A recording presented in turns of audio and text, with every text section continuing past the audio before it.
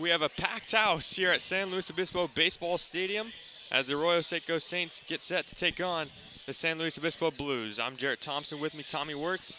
Tommy, the third meeting between these two teams, both teams each winning one of them 5-1. Yeah, absolutely. The Saints looked great last time out against the Blues over here.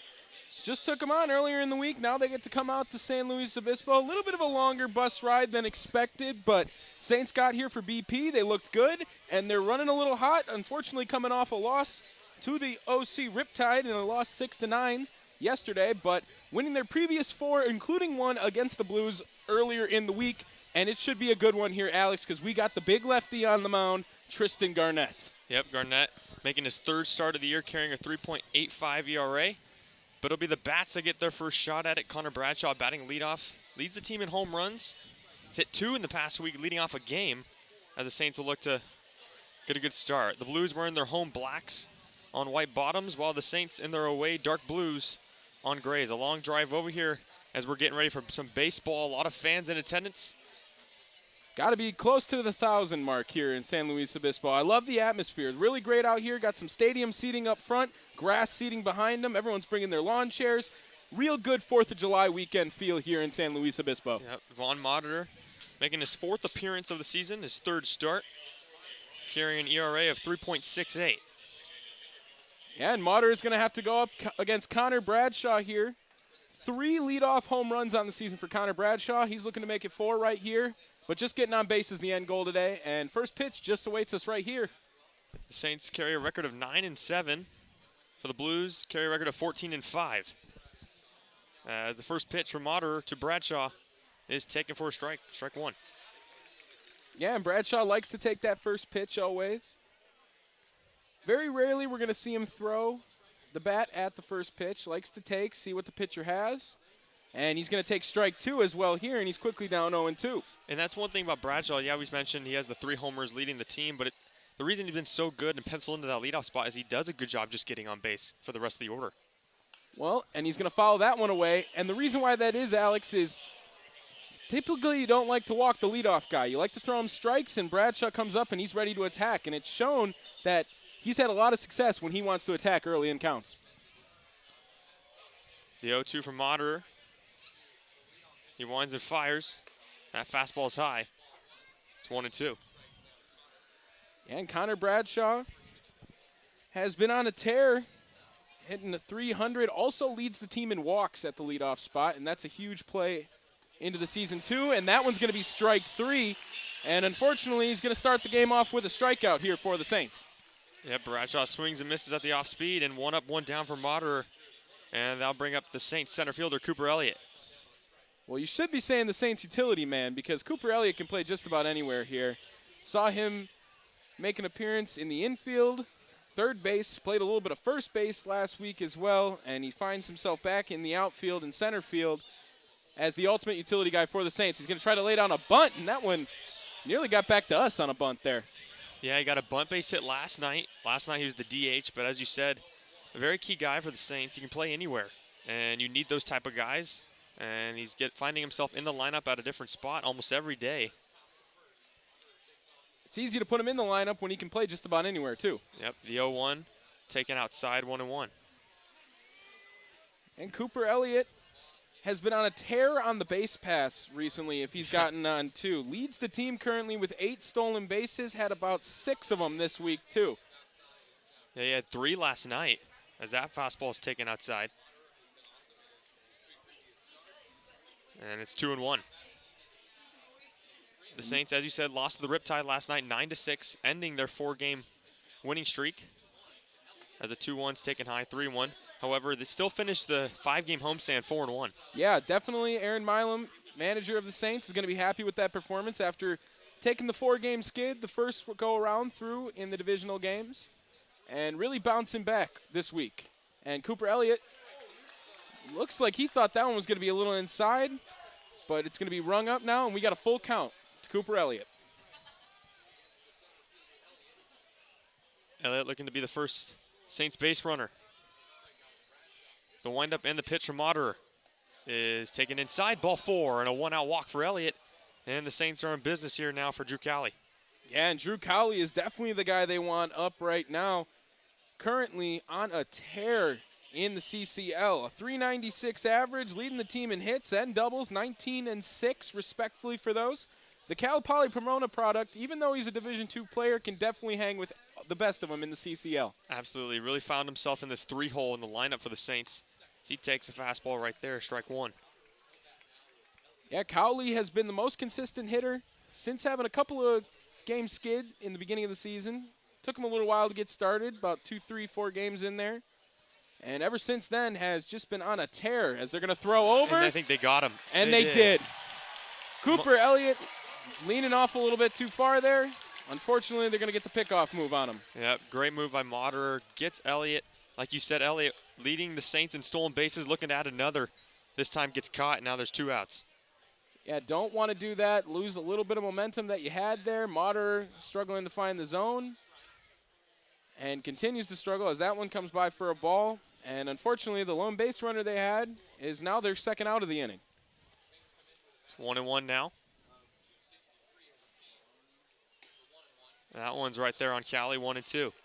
And like you said, besides the beginning of the season, it seems like Cali really hasn't had that slump yet. Even in games when the rest of the team isn't hitting, the rest of the lineup can't seem to find a hit, he always does. Yeah, and Cowley's just been on a tear. He was 3 for 4 yesterday. 1-2, and slipped off the mound, it looks like. yeah, Moderer's going to redo it. Can do that when no one's on base. Yeah. Good thing he threw out Cooper there. Yeah, Cooper would have taken second with ease. Moderer looking for his second strikeout of the inning. And that one's inside. And it'll be 2-2. The Saints beat the Blues on Wednesday by a score of 5-1. Thursday. In which they faced Matthew Sox, a pitcher for the Blues, arguably the best pitcher for the Blues. Best strikeout guy. A lot of strikeouts. As Cali lines out to center, that's a base hit. And Drew Cali continues his momentum into this game. And a first inning single for him. Yeah. Leading off right where he left off yesterday. Drew Cowley, a double and a single yesterday. Starts today off with a single. And it's going to bring in Peyton Lewis, the cleanup hitter, playing catcher today, another utility guy. And he's looking to find something. Struggling a little bit, batting .205 this year. But can definitely hit the ball hard. The first pitch from Moderer to Lewis is taken on the inside quarter, strike one. Lewis does lead the team in RBIs with 13 of them. Has more RBIs than hits this year, Jarrett. Yep, and that's good situational hitting. Of course, had that big grand slam earlier in the year. And always seems to find his way with a lot of guys on base. Another guy that can play multiple positions. We'll see him in right field. That ball gets behind Shell to the backstop, and Cali's going to take second. And now 2-out runner in scoring position opportunity for Lewis and the Saints. Yeah, and those are just easy free passes there. Moderer skips one into the dirt, gets past Shell, and that's a free 90 feet for Drew Cowley. As you're saying, Lewis, we'll see him in right field at times. He's behind the plate today. As Bo Willis and Tanner Lindsley get the nights off. And Lewis probably has the strongest arm of any of them behind the plate. The only one to catch anyone stealing this year, as that one's going to be fouled straight back towards us. And I think that's why Coach Aaron Milam likes to get him back there, is he's definitely got some potential to keep you honest on the base pass. Yeah, we've seen that arm even in the outfield. He's gunned a runner out at the plate earlier this season as well. So like you said, a very strong arm. That's why he's a good corner outfield position or behind the plate. We'll see how aggressive the Blues are on him later in this game. We know that our Saints are aggressive at base hit. Cali most likely going to try to score. That pitch looks high and inside. 2 balls and 2 strikes now to Lewis. Yeah, and Peyton Lewis, although his average may seem kind of low, he does, as I was saying, hits the ball very hard. Gets a lot of sac flies, leads the team in that, has 3 of them on the year. And he's always in an RBI position, like you said. 13 RBIs doesn't come easy. Yep, chance for a 2-out RBI here in inning number 1. The pitch, it's a liner to second, but right at Kretschmar for out number 3. The Saints get a base runner. A hit from Drew Cali, but cannot make anything go. We'll go to the bottom of the first. No score.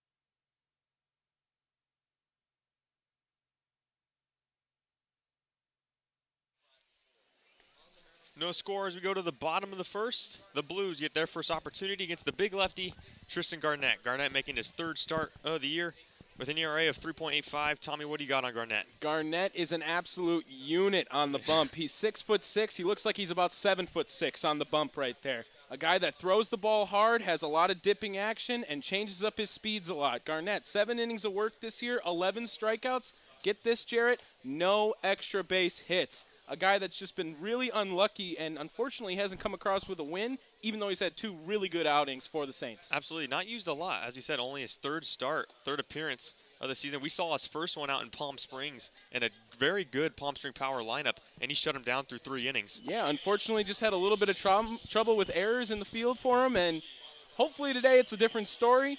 He's going to get us started up against Ryan Cermak here, and Tristan Garnett, the unit, is ready to go. Yep, Cermak, the center fielder for the Blues, digs in as we play the bottom of the first. Blues, their first chance to get on the board early. That fastball's taken high, ball 1. And that's another thing about Garnett. He likes to keep a really fast pace. He gets set, he's ready to go, and he wants to throw. That first pitch came in hot, and here comes the second one right away. That one's hit out towards the left down the line. That looks like it's going to get down, and it is a fair ball up against the ball. Cermak on his way to second, and it's going to be a leadoff double for Cermak and the Blues. There is the first extra base hit off Garnett. Well, and there's the announcer's jinx right off the bat. Second pitch of the game, gives up a double to Cermak. That is the first extra base hit Garnett has allowed. Let's see if he changes up his pace after he realizes Cermak was all over it. Yep. Cermak pulled that right down the left field line. Announcer's jinx is a thing. Almost uncanny how quick Seriously. that was. Oh, I mean, I come out here first. After you said it, I almost knew it was going to happen, but not the first batter, right? I was rooting against it. And now to bring up Mason Grotto. Grotto hit .423. Arguably the best hitter in the Blues lineup from Fresno State as he takes strike 1.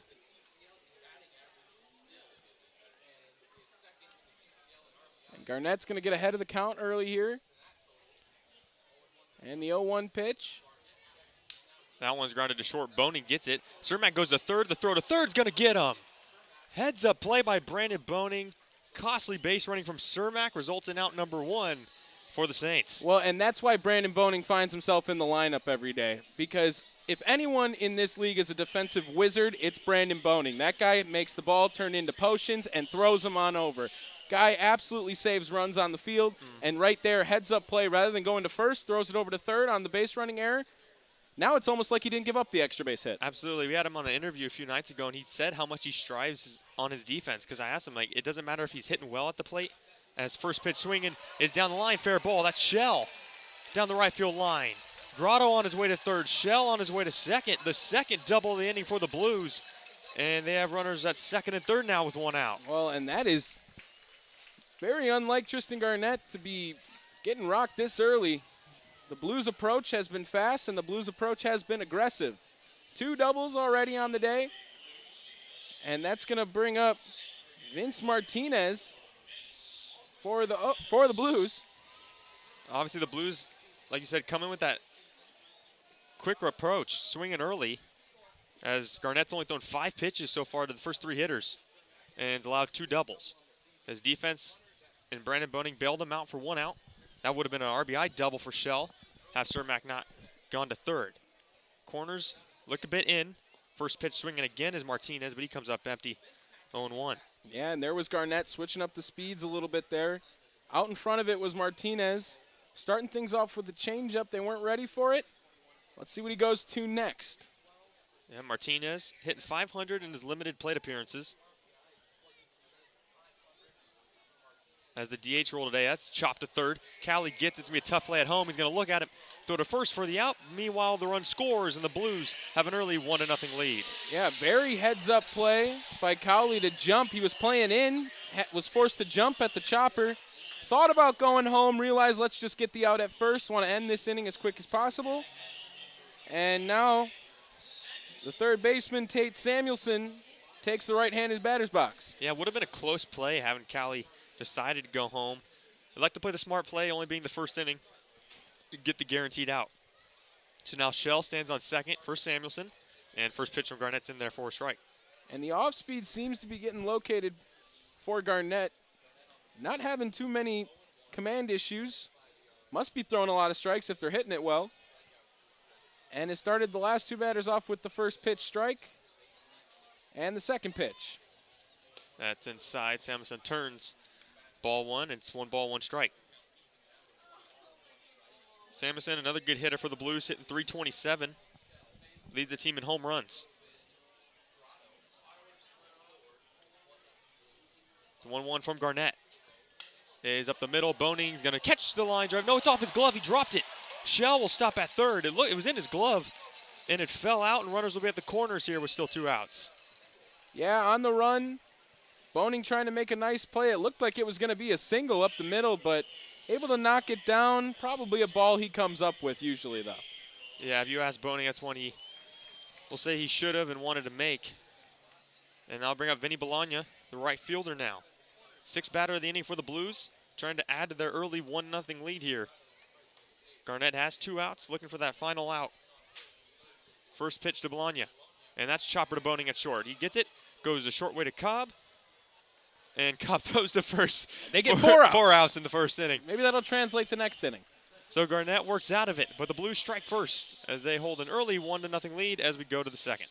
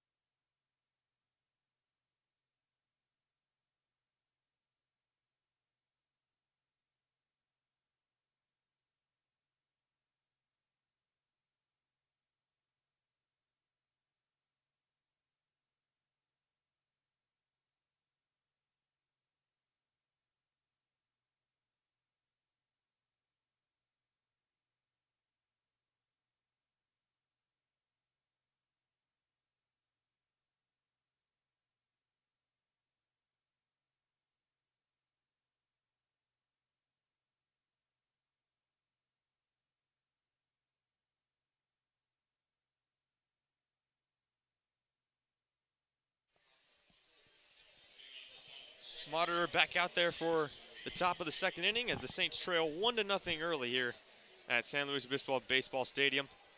Jake McMurray will lead things off, followed by Josh Cowden and Jack Burden as the Saints look to tie or take the lead here in the second inning.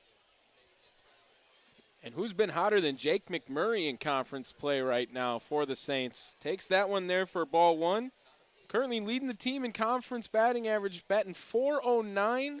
A guy who got here a little late, but this week had 7 hits across the 5 games. Only played in 4 of them, and that one's going to try to sneak by. Nice diving play by Samuelson. He'll get up and throw and gets McMurray by a step. Heck of a play by Samuelson, and there's 1 gone. Should have had his 8th hit there probably. Great play by Samuelson to dive over. McMurray doesn't have a lot of speed. Comes out swinging, and the first pitch is going to be the first out. And I'll bring up Josh Cowden. As you said, with McMurray, his playing time getting a lot more and more, and deservingly so. We saw a lot of Blake Marsh at first, the beginning of the year. Now starting to see a lot more McMurray. Here's Cowden. Cowden's had 2 nights off in the last 3 days. Takes a strike there, 0-1. Yeah, Cowden has been struggling so far against the Blues. Last time out, went 0 for 4, struck out 3 times, and that started his days off streak. Said he wasn't feeling too hot that day, but definitely have him lower in the lineup now.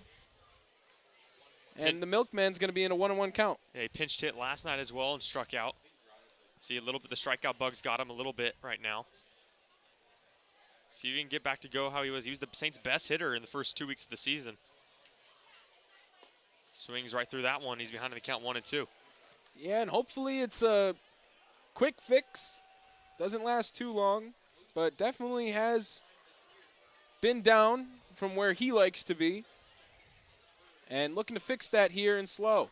1-2, he chases one in the dirt. Shell's gonna have to throw down to first. He does, and Cowden is out number 2. And right, like you said there now, Cowden, after the strikeout there and the strikeout last night, 5 strikeouts in his last 6 at-bats, and is currently in a slump, according to his definition. Yep, something hopefully Cowden can get out of soon. That'll bring up Jack Burden. Burden out in left field today, facing his college teammate from UC Berkeley. Take strike 1. And that's always fun.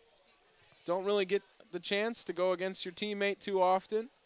But, I mean, summer ball, you see it a lot, especially in these guys who are staying around home in the California League, both UC Berkeley guys. You know, one's taking low, 1-1. Absolutely, the only time you really get to face him is when you play him in practice, messing around. Not a real game like this. As we'll see if Burden or Mater, who can get the better of one another this first time through the order. The 1-1. That misses. It's 2-1. And Burden, I know we were just talking about McMurray, how he's one of the hottest hitters. Burden's got to be one of the most consistent after Drew Cowley for this team. Second on the team in hits with 17 this year. That's a chopper. Going to be a difficult play for Mercado. Looks like it hit the bag. Throw to first is in the dirt. Grotto picked it. And a 1-2-3 inning here in the second for Vaughn Moderer. The Saints still trail 1-0 as we head to the bottom of the second. You're listening to Saints Baseball on the Arroyo Seco Saints Radio Network.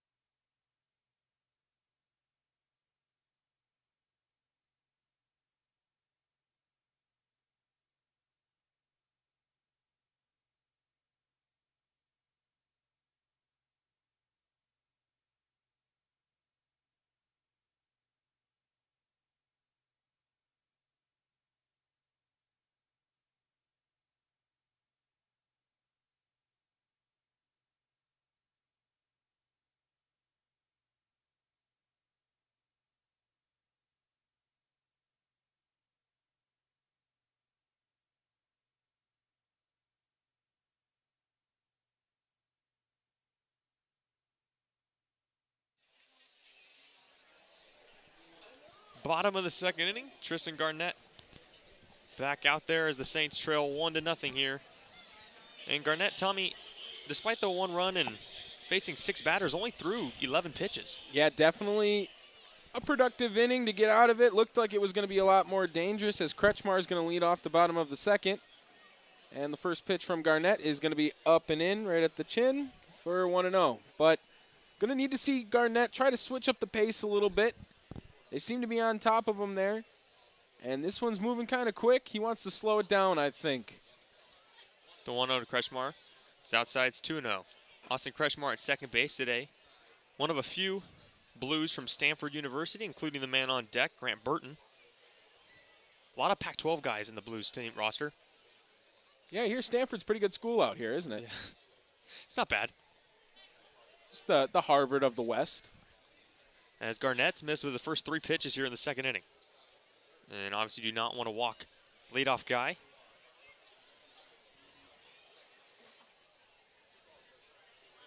This is definitely the biggest crowd any of the Saints have seen this year. A lot of people packed in at San Luis Obispo Baseball Stadium. Yep, all the stands filled out, even the grass area behind it. And as a 3-1 from Garnett is hit out towards center. Elliott barely has to move, and makes the routine play. Good job by Garnett to battle back there and get Kreshmars out number 1. And if you see, he's definitely got a little bit of a slower pace going right now, taking a little more time, wants those hitters to think more when they're in the box against him. A guy who likes to work fast, but when the other team likes to work fast too, you got to work slow. Absolutely. As I was saying, it's so good to see all these people in the stands post-COVID. I mean, it's been so long since personally I've seen this many people in a crowd at a game, at an event. And it's just so nice to feel. It's got to be nice for the players to play in front of all these people, as it's been so long. And it's cool for us to announce. Absolutely. Definitely feeds to our energy, brings us a little bit more joy, and it's a lot more fun. That one's fired low, 1-1 now to the Blues left fielder, Grant Burton. Absolutely, you actually hear some cheers in the background. A little bit of crowd noise. Exactly. Not so awkward. No, it's not just silence when we don't talk. 1-1, that's a ball. And Burton's ahead 2-1. Burton struggling a little bit for the Blues, hitting 125.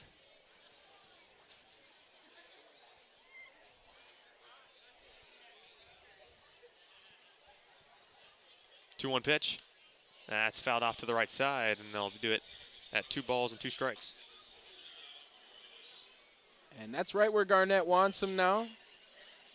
Has been throwing a lot of pitches for them to hit, making his defense work. Seems to have a different approach now and has an idea to get the outs himself. That fastball's too high, and they'll do it with a full count. Garnett, one of 4 lefties on the Saints roster. Not a lot of lefty pitchers. As that one swung on a miss. Took a little bit off that one. And Garnett gets his second out of the inning and first strikeout of the game. And Garnett in his last appearance against the Conejo Oaks went 4 innings, only gave up 4 hits, and had 6 strikeouts. Still pretty new to the Saints roster, so they're just trying to work him out. We'll see if he settles in, and if he's doing well enough, he'll go a little bit longer than that today. Yeah, we've seen head coach Aaron Milan let his starters go a little bit more. As first baseman Mercado's up the middle. Cobb's going to dive. Can't knock it down. It's into center. And Ruben Mercado's got a 2-out single. Nice piece of hitting by Mercado. Again, story of the day, these first 2 innings is the San Luis Obispo Blues hopping on the counts early. Swinging first pitch a lot.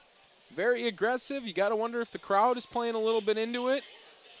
Definitely a little bit of a home field advantage when you're used to it at the Saints, where not so many people showing up and you come out to slow and we got a whole crowd. Yep, and it all got started with this man right here, Cermak, who laced a double down the left field line on the second pitch of the game. He's got a runner on first now with 2 outs, and that one gets behind Lewis.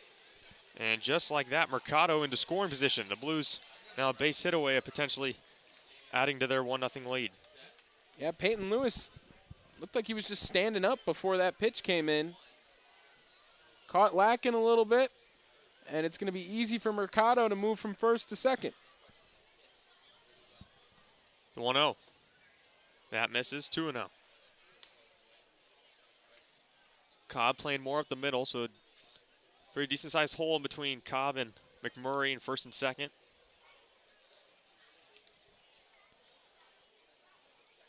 Two-0 pitch, and that misses. And Cermak's ahead 3-0. Grotto's on deck. Not one you want to face with 2 runners on. He has 22 RBIs for the Blues.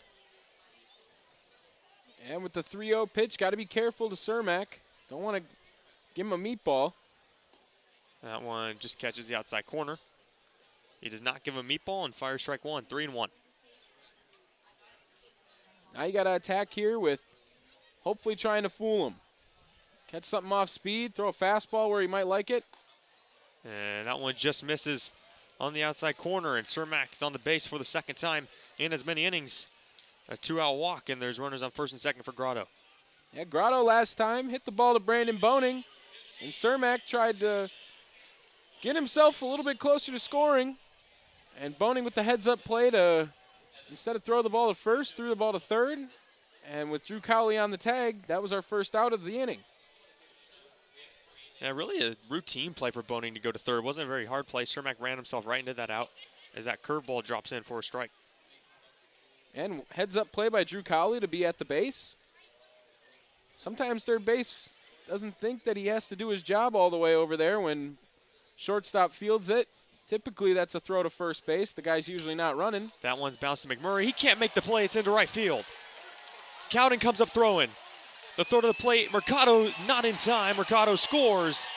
And the Blues are now up 2-0. Yeah, and McMurray not getting in front of the baseball there. Trying to field it as a backhand. Got to knock those down. It saves a run if he does.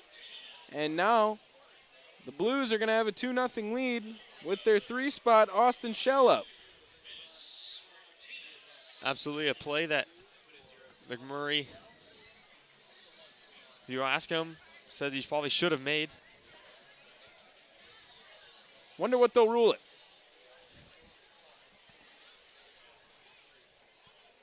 Shell also had a double his last time up. He's going to have runners at the corners. And Garnett's got to try to get out of this one after giving up a run.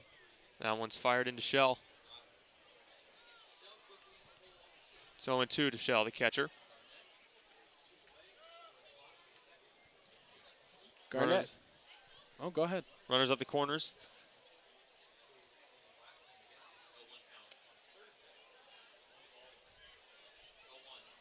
Garnett trying to get out of another jam. 1-2, grounded. That's in the left field for a base hit. And Shell's got his second hit of the game. This one an RBI single to left. And it's quickly a 3-0 lead for the Blues. Yeah, and the Blues keep attacking no matter what the count is. Down 0-2. Shell, a defensive swing, able to poke it between Boning and Cowley in short and third. And you wonder if they're going to send anyone out there to kind of settle down Tristan, or Peyton Lewis come have a meeting with them.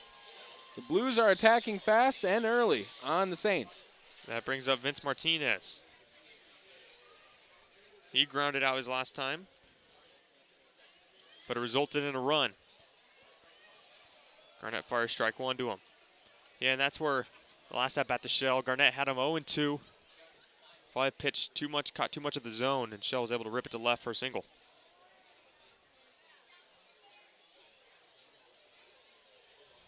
The 0-1, late on the fastball, it's 0-2.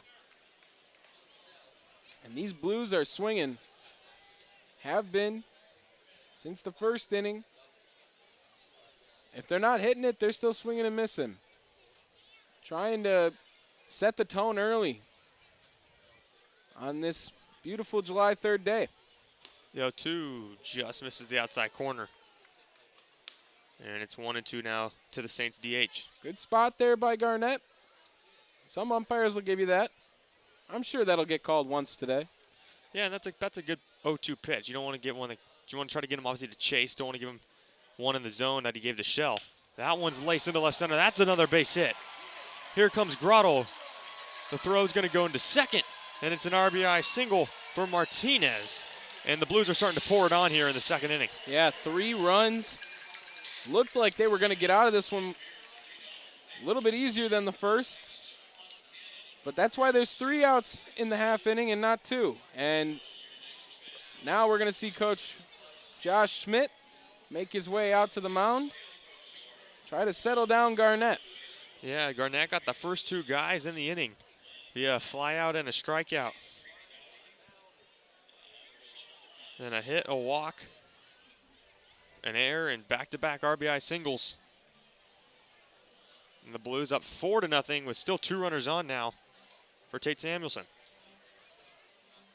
And very uncharacteristic in the first 2 starts for Garnett to be giving up all these hits. But the Blues have seemed to got his number in the beginning. And we'll see if that visit right there slows anything up. As Tate Samuelson, a man with a single already today, is now occupying the batter's box. Shell on third, Martinez on first. First pitch, and therefore strike going 1. And at least the good news, I guess, is the command has not been a problem for Garnett. Locating his pitches very well. Not giving up a walk yet. Or rather, just gave up one to Cermak. Yeah, just the 1 walk. But he's already gone through the order once, and he's at the 5 spot for the second time. They've just been aggressive at the plate. Yeah, the Blues sent 6 hitters in the first inning. This is now the 8th here in inning number 2. That one's in for a strike. And Garnett 1 strike away of getting out of this. And he was last at bat. But you got to finish here. Get out of the inning. Try to limit as much damage. 3 runs already in the second. Trailing 4-0. A lot of game to be played, but you don't want it to get out of hand early. Yep. 1-2 there is fouled back. Garnett had 2 strikes on the last 2 hitters, and both of them with singles in the left field, resulting in Blues runs.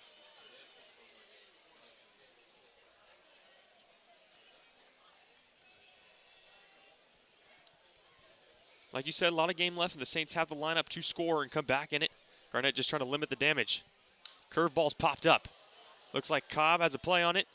Calls off McMurray. A few steps back, makes the catch over the shoulder, making it more difficult than it was. But the Blues strike for 3 runs and have a commanding 4-0 lead on the Saints. Let's see if the Saints can get back in it in the 3rd inning.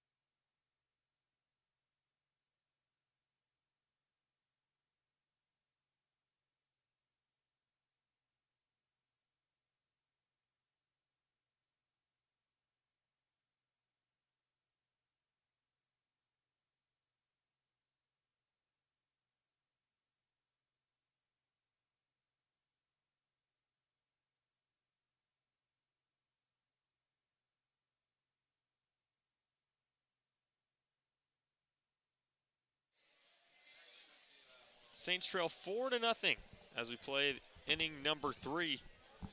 It'll be Brandon Boning to lead things off for the Saints. Boning, Cobb, and Bradshaw due up. Elliott if needed. And they trail 4-0, trying to get their first runs on Von Moderer. First pitch, Boning will dribble to third. Samuelson's got it on the hop. Strong throw to first and 1 pitch. 1 out here in the 3rd. Both sides of the plate for each team. Swinging fast, swinging early in the counts. Jackson Cobb now coming up for the Saints. It's going to be his first AB. And some guys on the other side for the Blues already gone up twice. 4-0 here in the top of the 3rd inning. And the Saints are looking to rally. Cobb, another one that's been better recently. He was a little bit in the slump and had a little bit of the strikeout bug as well when we went to Palm Springs and just after that. But since then, honestly, since league play started, Cobb's been really good, especially out of this 9-hole, setting it up for the top of the order as it's quickly 0-1. And that's the case as of late for the Saints in general. A team that was winning a lot of their games off their pitching is now shown that their bats can do some work as well, too. And Jackson Cobb, we've seen him bat in the leadoff spot or the 9 spot, wherever they like to put him, has been a part of the success at the plate. The 1-1 pitch to Cobb. Looks outside. It is 2-1. Jackson Cobb out of Crowder College. Was at Texas Tech this last semester. Also at Arkansas. But has now since taken the junior college route and hopes to find his fit. Fouls that one back. And it's 2-2. Moderer looking for his 3rd strikeout. Saints have 1 hit so far. First time through the order. Came from none other than Drew Cowley. Elliott also walked but got picked off. The 2-2 to Cobb. Swung on a miss. Moderer gets his third strikeout, and Cobb's out number 2. And now that's going to bring us back to the top of the order with Connor Bradshaw, who started this game off with a strikeout. 2 down in the top of the third. And this is a guy you'd like at the plate to maybe switch something up in the momentum category. A guy who hits the ball very hard, and when he gets a good piece of it, very far. Connor Bradshaw. Yep, someone try to get things going. That's part of the role as a leadoff guy. Just get on base as he takes ball 1. Moderer hasn't been in much trouble. That one swung on a miss, and it's 1-1. Moderer has had a very good pace. Definitely slower than the Saints on the mound. Has looked to be in control and has been standing ready for a while as Bradshaw needs to come back into the box. The windup and the 1-1. That's hit out towards left center. Running over is Cermak. Will he get there? He will not. It's going to bounce up against the wall. Bradshaw on his way to second for a double. A 2-out double from Connor Bradshaw. And the Saints with an opportunity to get their first run of the game. And the first extra base hit now for the Saints. And it's from one of their guys who gets a lot of them, Connor Bradshaw. Pepperdine product. As we were talking about, his home run ability does have a lot of doubles as well, too. And a big one there with 2 down. And another hot bat for the Saints, Cooper Elliott, stepping in. Yeah, Elliott walked his last time, and back to Bradshaw. Like we said, the type of guy that can change momentum, starting a little 2-out rally here possibly for the Saints. And it seems like when I watch Bradshaw, every time he gets a hit, it's to the center of the field. He keeps it himself and is always going up the middle. His home runs have all been to dead center, as that one's fired in for a strike on Elliott. And even some of his hits now, up the middle, it's always, that's his main area that he's trying to target. And that double right there into left center has the Saints in business here with 2 outs. Yeah, means he's right on top of it, all over the ball, stepping through on it. And that probably would have been a home run in Jackie Robinson Field, of course, with the short center field. Yep, this one at 395 in dead center. Elliott behind 0-2 now.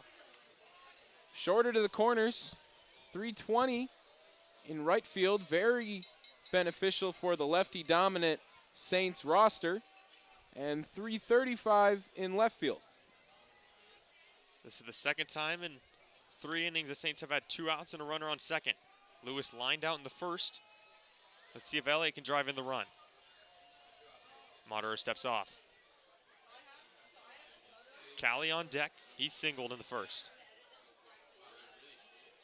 Yeah, and Cooper Elliott would love to find a way on base to give Drew Cowley an opportunity to bat in this inning as well. As we said, one of the hotter hitters for the Saints. Average up over 400 after the last hit. That one's taken for ball 1. And Cooper Elliott, 304 coming into today. Was a guy who struggled near the beginning of the year again, but has caught fire this last week with all the other bats in the Saints roster.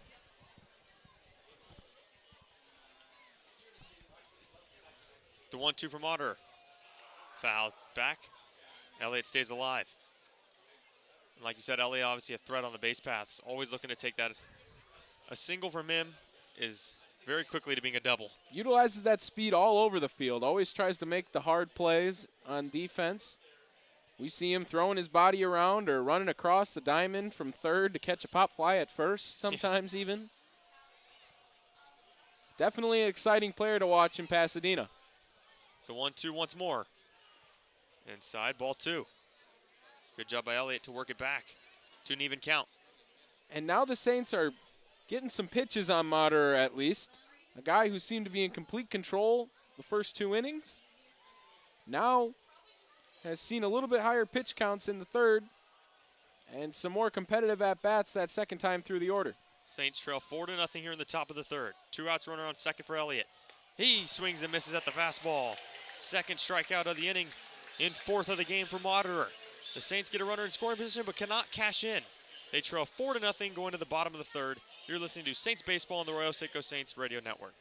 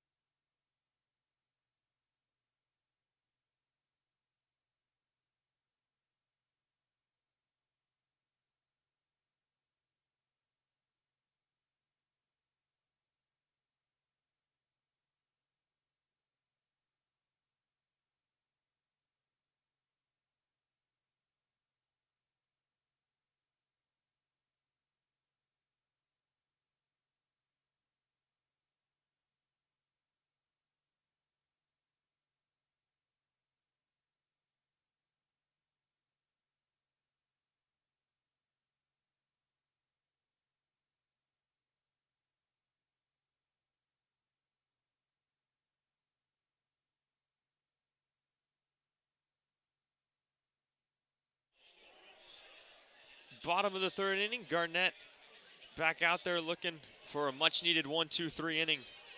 A shutdown inning to get his bats back out there so they can chip at this lead. As the Blues scored 1 in the first, 3 in the second. All 3 runs in the second coming with 2 outs and after an error. So yes, Garnett, they will be unearned. Yep. Garnett looking for a shutdown inning here. He gets the 6, 7, and 8 guys, starting with Vinny Bologna, who grounded out his first time as he takes ball 1. Garnett almost having too good of command. As we were talking during the break, as that one's going to be fired in for a ball, 2-0. With these 2 strike counts, you know, in the 0-2, 1-2, don't be afraid to throw one in the dirt. Throw one a little outside. Try to get a guy to chase. Don't want to throw something down the middle. And a guy who's got a defensive stance because he's looking to make contact no matter what. Yeah, 2 RBI singles last inning coming with 2 strikes on an 0-2 and 1-2 count. Now, this is not exactly what we had in mind, as it's now 3-0 to Bologna. Looking for the first strike, and he finds it on the outside corner, 3-1. But maybe it'll be helpful. Slows it up a little bit. The Blues, the first 2 innings, have come out swinging. Very aggressive. They're swinging at the strikes, and maybe watching them a little bit won't be so much of a problem. But the leadoff walk will be to Bologna. And Garnett's going to step off, settle down, take the glove off, couple deep breaths, and get ready to face Kretschmar. A leadoff walk here in the third gets Garnett in the stretch. As he'll get Kretschmar, as you said. Kretschmar flew out to lead off the second. In what looked like was going to be a good inning for Garnett. Looking for a double play ball now. He catches the outside corner on that one, 0-1. And Garnett looks good on the mound still. Has been given balls that should have plays after it.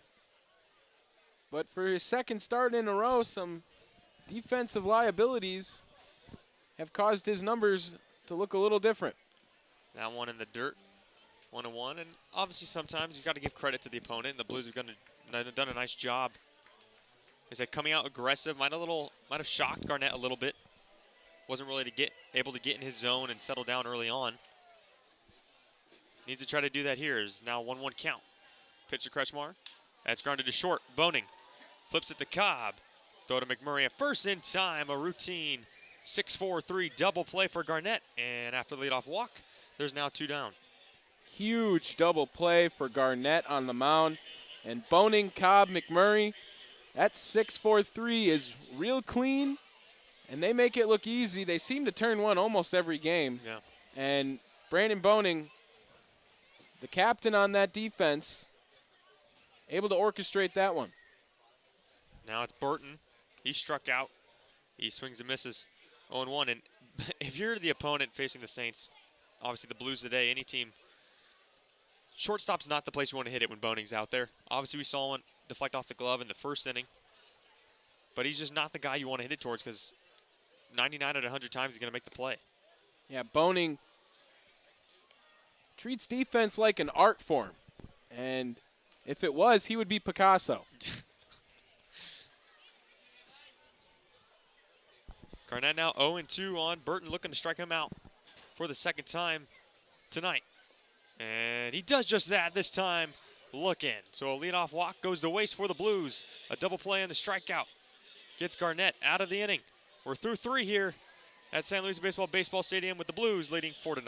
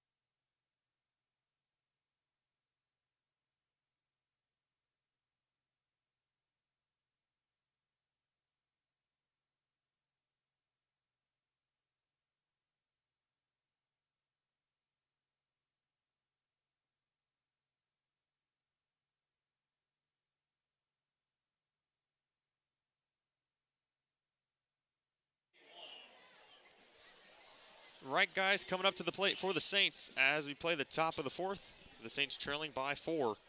Drew Cowley will get things started, followed by Peyton Lewis and Jake McMurray. And now is a good time to strike after a quick inning from Garnett on the mound, which we hadn't seen in the first 2 innings. Drew Cowley, the 400 hitter man, leading off the top of the fourth. This is right where the Saints want to be if they want to start chipping away at their 4-0 deficit. Cowley fouls that one off, 1-1. Cowley singled in the first, got to second on a wild pitch, but was stranded there. And of course, Cooper Elliott reached on a walk in that inning, unfortunately was picked off.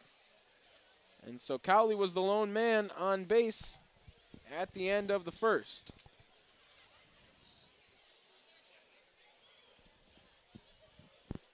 Von Mauter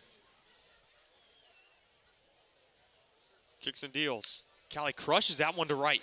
Back goes Bologna, looking up. That ball's going to be over his head, off the top of the wall. Cowley just misses a homer by like a foot, but will get into second with his second hit of the game. Yeah, I had the hand up. I thought that had a chance. Absolute rip by Cowley. Stays hot with a single in the first and a double now in the fourth. And a leadoff double in an inning where they need some runs after they slow the momentum down from the Blues. And their lead RBI guy, Peyton Lewis, at the plate. That ball was crushed by Cowley. Bologna knew he didn't have a chance. He turned back and was jogging back from the beginning. And that ball, that's a foot higher, foot to the right. Might get over that fence. Yeah, that landed just above that 365 sign in right center. And Peyton Lewis will take the first one for a strike.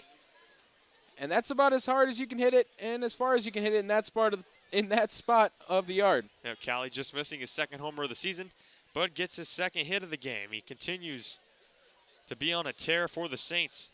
Lewis trying to get him in, at worst, get him over to third. That pitch taken outside, 1-1. Lewis was a line-out victim in the first inning, was the last out. Told you, a guy who his batting average doesn't tell the whole story, hits the ball hard, just seems to hit it right at people a lot of times.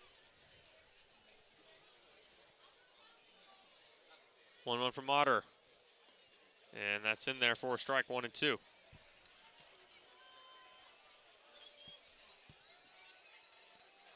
I said, Lewis at worst, trying to get Cowley over to third for McMurray. McMurray hit it well his first time up, but a nice defensive play by Samuelson at third. Tired him. The 1-2 now to Lewis. And the chopper to the mound. Cowley will get to third. The throw from Otter to first is in time. So Lewis does his job, gets Cowley over to third here with 1 out for McMurray. And McMurray, a guy you like to see at the plate in these situations. Job is now to hit it to the green, try to get that first run. And a guy who's been real hot in conference play, as I stated earlier, leads the team's batting average in conference play right now. The guy with the unorthodox stance that just seems to work. First pitch to him. He's taken for a ball. Yeah, in a span of 48 hours, he had 6 hits. Back-to-back games in which he had 3 hits. Couple doubles. Has taken over that starting spot at first base. Absolutely. And not just taking over the spot. He's hitting at the top of the lineup. He's been in the top 5 the last few nights as well, hitting. We've seen him a lot at the 2-hole. Yep. Today we got Cooper Elliott there. Going to give him a little bit of an RBI opportunity and have him batting a couple spots down at the 5 spot. Yep, ahead of the count 2-0. If he can just get a fly ball deep enough, Cowley's got speed. He could score on a sac fly and give the Saints their first one of the game. 2-0, it's a chopper. Back to the mound. Cowley's going to come home. No one's covering first. It's going to be infield hit for McMurray and an RBI. The Saints are on the board. It's now 4-1. Yeah, and unfortunately for the Blues, Grotto tried to make that play as well, and Moderer came off the bump to get it. McMurray showing off his Fred Flintstone speed down first baseline, and he's able to leg it out for an infield single and an RBI. Yeah, and that's where it evens out in baseball, right? He hits a line shot his first at bat, and it's a diving play by the third baseman and gets credited with an out, then hits a chopper there in the infield, and he'll get credited with a hit, so it evens out. And McMurray will take it and the RBI. Saints now down 3. Here's Cowden, shows bunt, gets it down. Mater is going to get it. Only plays the first. Going to be a close one. Throw down there. Not in time. Another infield hit for the Saints, this time from Cowden. And you should have saw my facial reaction when I first saw them bunting to where after I saw how the result went. Why give Josh Cowden the bunt sign over there? But apparently not only is the bat strong, so are the legs. Able to leg it out over there. And that's his first hit in 3 games now. Hopefully that'll get him riled up.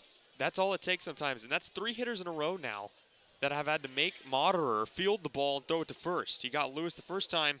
The next 2 have reached. And now the Saints have the tying run at the plate in Jack Burden with runners at first and second. Still only 1 out. Burden a ground out victim last time up. Moderer trying to get that again. First pitch, low, ball 1. Guy who sees the ball very well.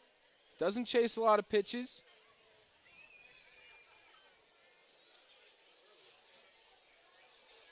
And now has a shot to really bring the Saints back into the ball game, representing the tying run at the plate in the 4th.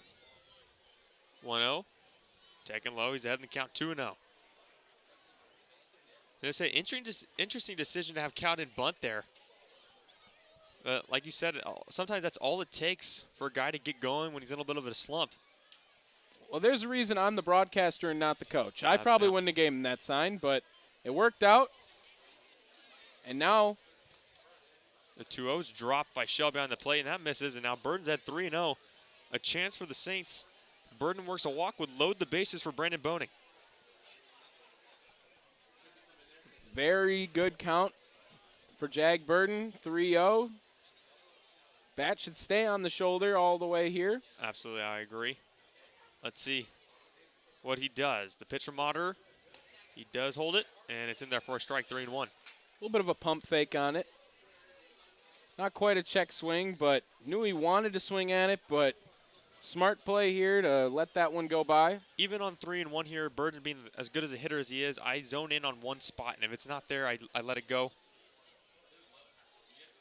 Burden, not a guy that strikes out a whole lot. 3-1 nearly hits him, and that's ball 4. The bases are now loaded. The tying run is now on base for Brandon Boning here with 1 out. And this is the first time we've seen Moderer in extreme trouble. 1 down, bases juiced. For the 8-9 spot, Brandon Boning, Jackson Cobb will be up if everything should go smoothly for the Saints. Yeah, and the Saints forcing Moderer to play a little defense himself this inning. Maybe getting to Moderer a little bit. Walks Burden, and now if Boning can find a gap shot, this game could be tied. And it looks like we're going to have a mound visit after the catcher came out to try to settle down Moderer. Do have some action in the bullpen over there for the Blues. Can't quite see the number. A little dark over there, but we'll see what they elect to do. And looks like they have a plan. And we're going to resume baseball with the bases juiced, 1 down, and Brandon Boning at the plate. And this is a big opportunity for Brandon Boning. Boning played well yesterday when he was back in the lineup, had a couple hits. Had an RBI as well, stole a base. And, of course, making defensive plays look easy. Yeah, he grounded out his last time. A fly ball that's deep enough will get another run for the Saints. Still only 1 out, first pitch, and Moderer having trouble locating right now. And that's ball 1. And Boning probably getting the sign to wait for that first strike. Moderer walking on 5 pitches to Burden and gave up 2 singles before that. Boning at a big spot for the Saints so far this season. That fastball's in there, 1-1. Obviously the biggest opportunity for the Saints in this game, biggest at-bat so far. We've talked a lot about Boning's glove. Can his bat do something? 1-1. That's hit out towards left. Looks like he just got under it. Burton back. Should be deep enough for the sac fly. Burton makes the catch. Here comes McMurray. He will score with ease, and Boning with a sac fly cuts the lead to 4-2. Yeah, not the single you're looking for in that situation, but the sac fly able to get another run, keep chipping away. 2-4 now in favor of the Blues. And Jackson Cobb with a runner in scoring position and another guy at first has 2 down. And let's see if he faces Moderer. Doesn't look like he's gonna. Moderer will come out of the game. Pitching change. First one of the game for the Blues. They'll bring in a lefty to face Cobb. 2 runners on with 2 outs. The Saints now trail by 2.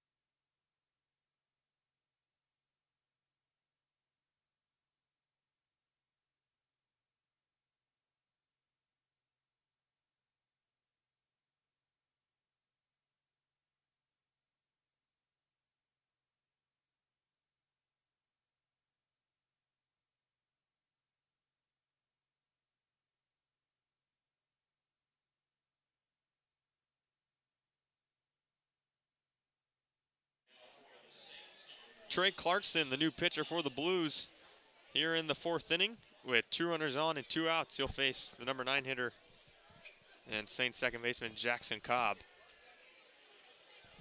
And after seeing the plethora of lefties in the lineup, Blues elect to go to one in Trey Clarkson, a guy who usually plays the field for them, but has had a couple of pitching appearances. And the lefty will face Jackson Cobb here with a runner on second and first. First pitch, hitting .320 with a home run and 7 RBIs this year. Well, California, no stranger to two-way players. Yeah. Shohei Ohtani, of course, about 4 hours south from here. Bombs yesterday. First guy to 30. 0-1 to Cobb. He swings and misses, and he's quickly in the hole, 0-2. He struck out last. Saints with already 2 in the inning. A lot of speed on the base pass. Gap shot. Probably gets 2 home between Cowden and Burden. See what Cobb can do. The 0-2 is way outside. Ball 1. Another guy who ties with Connor Bradshaw, leading the team with walks, 7 of them. Very smart at the plate. Would tell you it's too high, but he also likes to hit the ball. And this is where your Cobb, you just want to make contact, make the defense make the play. Don't want to go down swinging. Check swing. Did he go? He did not. And the count's now 2-2. Way to hold up for Cobb. Pitch that was obviously a little high. Thought about it. Able to show off the forearm strength and hold back the swing. Obviously the only 2 umpires, so the One umpire.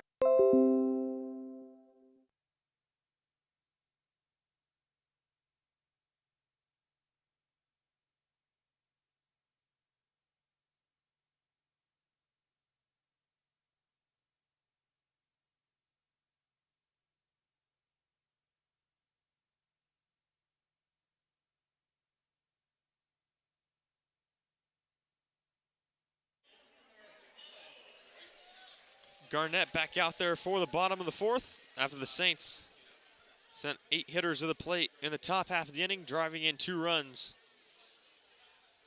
And Garnett's first pitch is going to be showed bunt by Mercado. Mercado singled, started the big 2-out rally in the second inning for the Blues as they look to add to their now 2-run lead. That one's comes inside, he fouls it off quickly. 0-2. And now we see Garnett, after slowing the pace down last inning, getting a quick, much needed, easy 0-run inning. Now And speeding it up. 3 pitches, strikes out Mercado. Exactly what Garnett wanted, and he's out number 1. And that's something you'll see with pitchers, because sometimes it can affect a pitcher when your team bats for so long and you're in the dugout for so long, you get a little cold, and it can affect you in a negative way. Garnett showing maybe not. Maybe it was good to have that rest. And he comes out in 3 pitches, strikes out Mercado. Now it's the top of the order. And Cermak, who's been thorn in the side of the Saints, he's been on twice.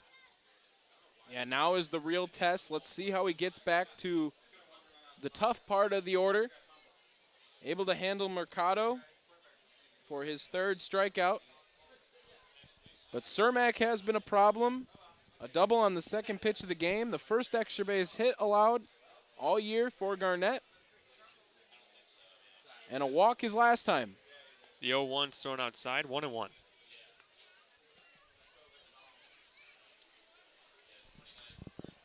One ball, 1 strike to Cermak.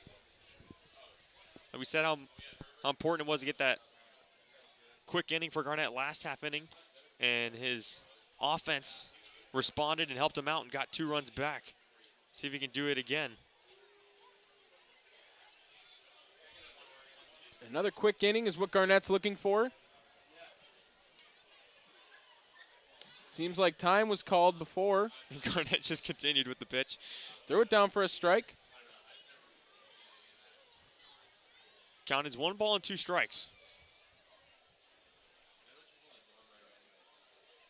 Wind up, man, the pitch. Beautiful off speeds, blooped out to right. Incoming in is Cowden, a few feet, and makes the catch for out number 2. And with a guy like Cermak, who's been hitting the ball hard all day in all different directions, sometimes a lazy fly out to right field is the best you're going to do, and that's exactly what Garnett wanted, and works just the same as a strikeout. Yep, Mason Crotto. This is a guy you want to face with no one on base. He's 2nd in the CCL in RBIs at 22. So facing him with nobody on is exactly what you want to do. And Garnett looks like he's kind of found his rhythm now, firing another first pitch strike. Yeah, I hope that we can see him go a little bit longer. There's another. 0-2 real quick in the bottom of the 4th. Guy who didn't throw a lot of pitches in those innings was just getting attacked and mauled at the plate. 0-2, Grotto fouls that off to stay alive. They'll do it again. Yeah, if Garnett can get Grotto here, you'd like to see him go back out there for the 5th, wouldn't you? Yeah, absolutely. Has looked very strong on the mound, has been putting balls in the zone, and has had a little bit of defensive trouble behind him. Only has 1 earned run with 4 on the board. Last inning, an error, causing 3 runs to come around later on after 2 outs were there. 1-2, Grotto again just gets a piece of it.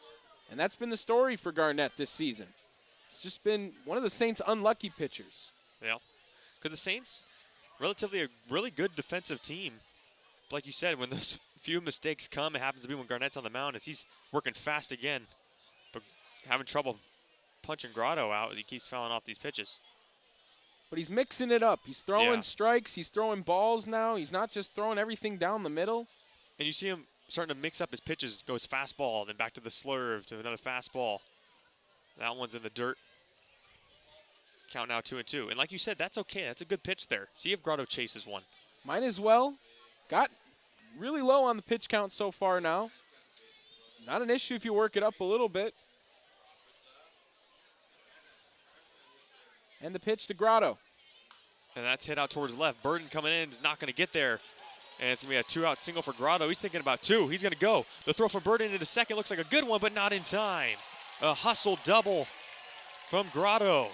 Yeah, and the lack of hustle by Burden in left is why he capitalized on it. A ball that should have been a single the whole way through. Burden taking a light jog at it. Grotto noticing right away. Takes a big turn at first base, and now he's on second. Yeah, Grotto wanting to, once the ball hit the bat, and like you said, Burden a little slow going after it at first. And we'll see if it costs the Saints as they'll bring Austin Shell, who they're going to put on. It might be a smart decision. He's got 2 hits already today, had a few hits 2 nights ago at Jackie Robinson Field as well. So it'll make it first and second now for Martinez. And Martinez, a guy who doesn't have a lot of experience so far, as you said, limited appearances. Does maintain the .500 batting average with a ground out and a single today. And intentional walks are interesting because you get a guy like Vince Martinez who's coming up, and a lot of people, when you intentionally walk the person in front of you, they take it as motivation.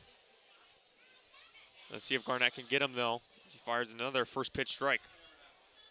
And if you notice the shadow right now on the mound, it's going to be a little bit harder. The ball is going to start in the dark and come out in the light. A little difficult for the hitters. And it might be contributing to Garnett's success. It's 1-1, and I think this is a big out for Garnett and the Saints. You just got 2 runs back to get back in the game. You want to keep your offense in the game, give them a chance to possibly tie it up. 1-1, fouled off, and Garnett a strike away of getting out of it. And as we said, looked really good the last half inning. And good to start, but this is the tough part of the lineup for the Blues. Get through that 1 through 4 spot.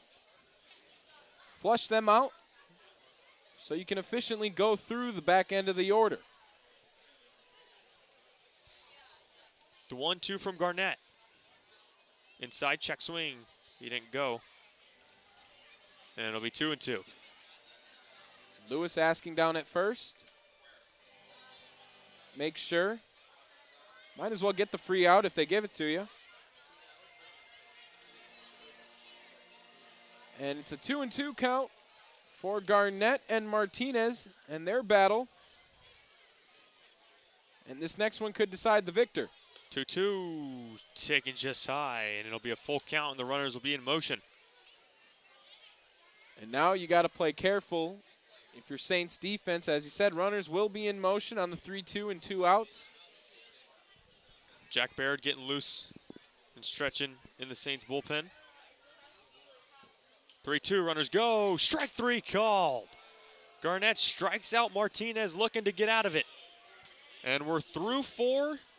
4-2, Blues lead the Saints. Saints trying to get back in it in the top of the 5th.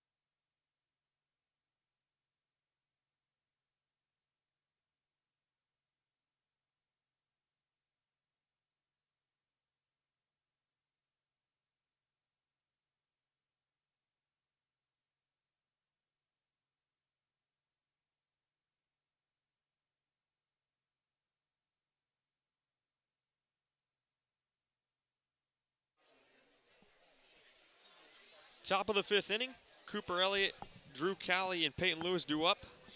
Those could be some of the guys you see at the CCL Showcase game. You can watch the 2021 CCL Showcase game presented by ABDG Wednesday, July 14th at 7 p.m. Pacific Standard Time on Bally Sports TV. The CCL's top players will showcase their talents at the MLB Academy in Compton, California. Pre-game workouts begin at 4 p.m. Tickets will be available at the gate. For more information, visit calsummerball.com and be sure to follow the action on social media using the hashtag CCLBaseball. Cooper Elliott lays down a bunt.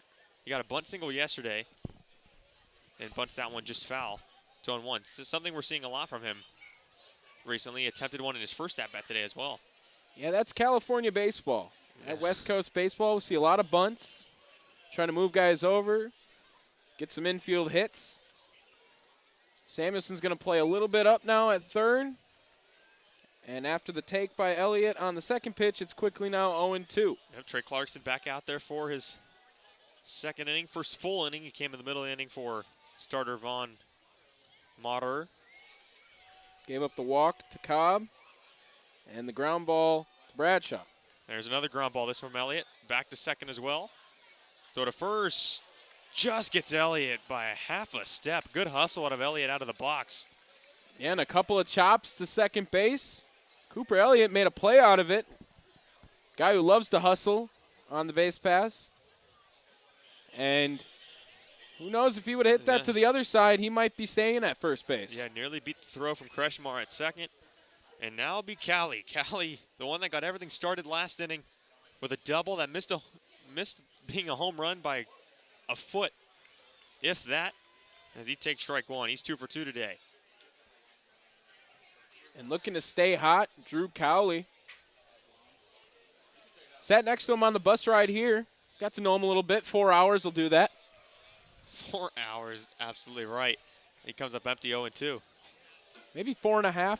Yeah, on a bus. A bus takes a little bit longer. I have no perception of time on coach buses. None at all. 0-2 fouls it off his foot. They'll do it again. Yeah, very long bus ride. That's why a Saints win would make it worth it. Oh, always will be worth it if we get a Saints W. Of course, fireworks after today. Yep, celebrating 4th of July. July already, huh? 0-2's taken high. It's been going quick, going quick. One of the best holidays. My personal favorite, 4th of July. Really? Get to eat a lot of good food. Usually the weather's nice. A couple adult beverages. We get a free ball game here. Yeah, it's just not much to complain about. No. The 1-2 to Cowley. He fouls that one off. And Drew Cowley, kind of odd how hot he's been for a guy who hasn't played baseball a whole lot. 2 seasons in a row getting canceled. Of course, in mid-season in 2020 and this past year, Cal Poly Pomona electing not to play. But has come out firing through the first part of the season. That one's popped up. Looks like Shell's an opportunity behind the plate. And he does. Cowley pops up to the catcher for out number 2. Yeah, unfortunately, just under that one. Was trying to hit it farther than the 365 sign, but the science behind it made that one go straight up. And here's Peyton Lewis. He's 0 for 2. And unfortunately, under the Mendoza line now for Lewis. Needs to get something in play to try to help it out. And it looks like he got hit on the first pitch. It did. That helps out the on-base percentage, too. Yep, hits his front shoulder on the first pitch of the at-bat. One Clarkson obviously was not intentionally trying to do. And that'll bring up McMurray now as the tying run. And a single in his last at-bat. Of course, had the hit towards the mound that Grotto at first also tried to play, and no one was standing at first. And he was able to hustle down for the single. Got an RBI as well. That drove in Cowley for the Saints' first run of the ball game. He takes ball 1. And they have a huge gap between the right fielder and center fielder there, playing McMurray to a little bit of a shift. Something in that gap there could cause a lot of havoc for the Blues. You know, Lewis would be flying around the base paths. Saints yet to attempt a steal. We have not tested the arm of Shell so far tonight. Elliott got picked off. You know he was thinking about going back in inning number 1. Lewis, the catcher tonight, does have speed. It'll be interesting to see. He has a decent lead, but is a lefty on the mound. That's another ball to McMurray. Yeah, McMurray, one of the few righties in the lineup today. Brandon Boning, the other. The rest, 7 lefties for the Saints. It's been pretty regular for them. If they want to go super lefty dominant, we usually see Marsh in for McMurray, as that one's going to be fouled away. And they're missing another big lefty bat they have for a little while, Justin Torres.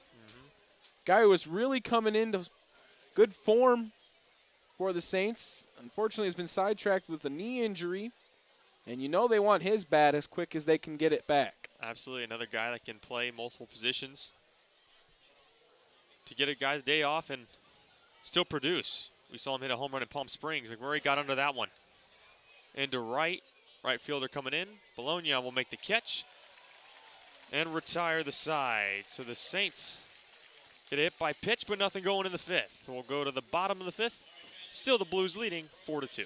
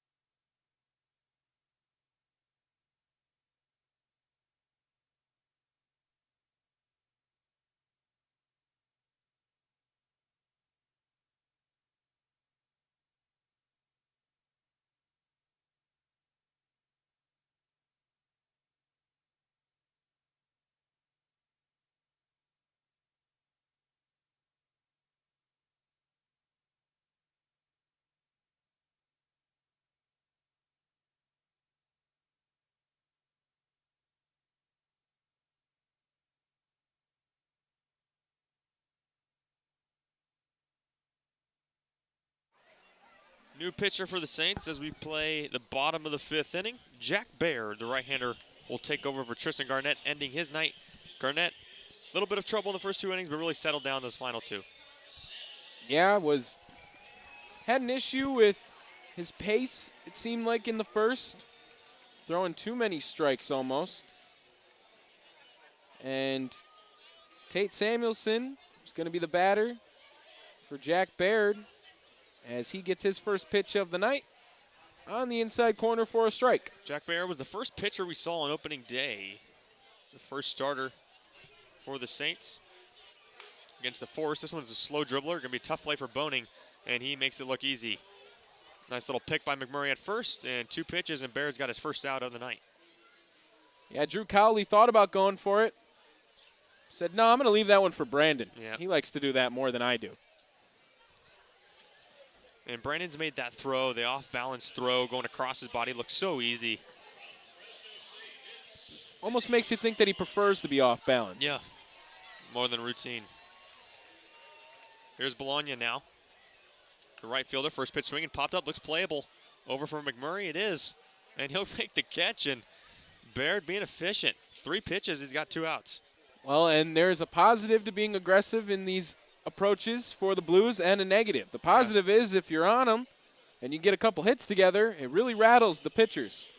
But if you're missing, you got 2 quick outs with 3 pitches, And now you got your bottom of the order and 2 outs, and you're hoping for some luck along the way in the rest of the inning. Baird's got 2 outs. He hasn't even settled in now. First pitch to Kretschmar in there for a strike. Kretschmar 0 for 2. Fly out and a double play. And Jack Baird's third batter so far, and quickly down 0-2. Yep, so far 5 pitches for Baird, all of them for strikes. Looking for a punch out and a very quick here, bottom of the 5th inning. Good pace so far to the game. Bottom of the 5th, just about an hour and a half in. That one just misses. Counts 1-2. Kretschmar wanted to swing at that one. Kretschmar rolled into a 6-4-3 double play his last time up. It's also flown out. The 1-2 from Baird again. That one's turned on down the left field line. Burden running over. Looks like it's going to be foul. And it is. And that was, Tommy, that might have had the distance if that was kept fair. It was all right. It was a decent little poke. I think it would have been a little bit short, but definitely a nice shot by Kretschmar. If he was lefty, probably would have left, but the extra 15 feet given to righties in left field. Baird just misses that one. It's 2-2.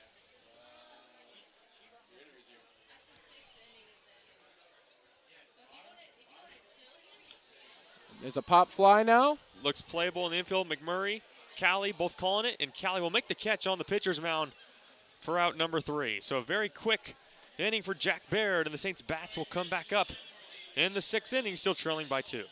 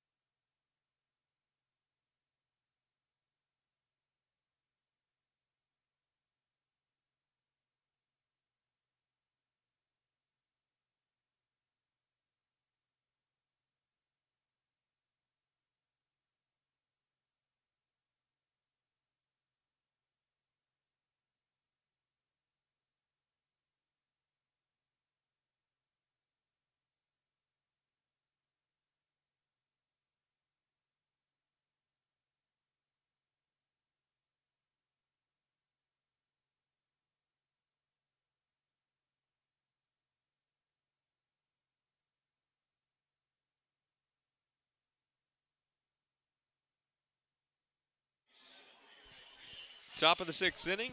Josh Cowden to lead things off for the Saints as they still trail by 2. And Trey Clarkson back out there again. First pitch to Cowden, taking outside ball 1. Yeah, the Milkman able to get back in the hit column with a bunt single his last time up. Looking to do more in this at-bat. 1-0. Also taking for a ball, 2-0. And like I said, that's sometimes all it takes. Doesn't matter if it's a bloop, a blast, a bunt, something, just getting on base. I think Cobb walked one time, and it kind of got him out of his slump.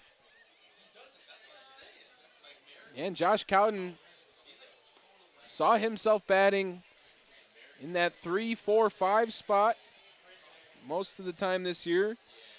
Has since moved down a little bit to the 6th spot. Still a productive run-producing role. Like you said, struggled so far this year, specifically against the Blues. But he's heading the count 3-1 here. A leadoff walk would be ideal for the Saints with Burden on deck. Yeah, and so far that lefty-lefty has been working out as a ground ball to second. Play should be made. Throw to first in time, and Cowden retired for out number 1. 3-1, the green light. Unfortunately, a little on top of it. And 1 down now for Jag Burden.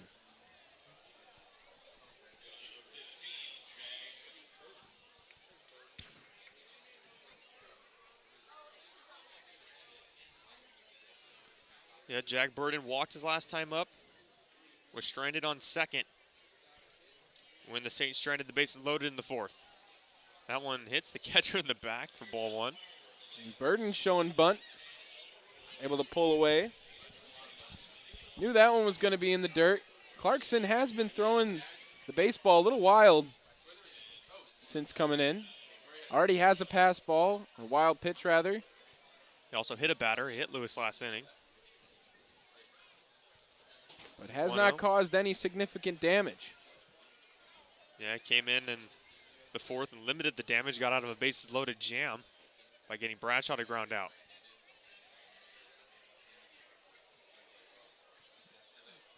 Burden and Boning on decks, his last 2 hitters that he has not faced in the Saints lineup tonight. And he's got 1-2 count now on Jag. Yeah, Burden thought that one might have been a little low. But he's going to have to deal with it. And the 1-2 delivery from Clarkson. That skips a couple feet ahead of home, gets to the backstop. And it'll be 2-2. Yeah, doesn't seem to have the timing right all the way. Second wild pitch in as many batters this inning. And that one skips as well. There's a few of them. Like I said, when he's missing bad with these pitches right now. But like you said, it hasn't hurt him. Now he's got a full count with Burden. Yeah, luckily he's been doing it a lot with nobody on base. And if you're the Saints, that's got to show something. Let's get on because, you know, he's skipping a lot of them. We'll be able to take those extra bags. As you said, they've already done it once. The 3-2 again. Burden gets jammed, just fouls it off, and he'll do it again. Yeah, that's a big foul off right there for Jag Burden. As we were just discussing, Clarkson's having a little bit of command issues. That one looked to be fired in for a strike. Make him throw another one. With the full count delivery, a walk's as good as a hit in these situations. The 3-2. And he chases ball 4. Yeah, very unconventional chase from Jag Burden there. That ball was in the other batter's box. Had a lot of break on it. Able to fool Burden. And he's walking back to get some pine on the bench. Yeah, not, like you said, not usual from Burden to swing and miss and chase like that. But nonetheless, he's out number 2. And now Boning trying to get something going here with 2 outs in the 6th. Something the Saints haven't been able to do against Clarkson. Had the bases juice last time up for Boning. Was able to get a sac fly to left field, scoring McMurray. Yeah, and Boning hit that pretty deep. It looks like he just missed that, just got under it. And this first pitch swing in's ripped into left for a base hit. And Brandon Boning, 2 hits yesterday, gets his first hit tonight. And that would be huge to get him started at the plate. Has had a lot of trouble, leads the team in strikeouts currently 14 of them on the year. It's hard to not field Brandon Boning with how great he is defensively. His bat's just been the issue. But now starting to catch a little bit of heat. And maybe soon he'll be on fire at the plate. Yeah, and this brings up Cobb. The middle infield duo. Trying to get something going here, 2 outs. Cobb first pitch swinging as well. That's going to be down the left field line and foul for strike 1. Good display of opposite field strength from Cobb there. Wasn't going to get out, but showing the ability to go the other way. We've seen that a lot from him. Seems to live in left field when he gets his hits. Spray chart looks very nice. And even has some power with that home run on the year. And he represents the tying run.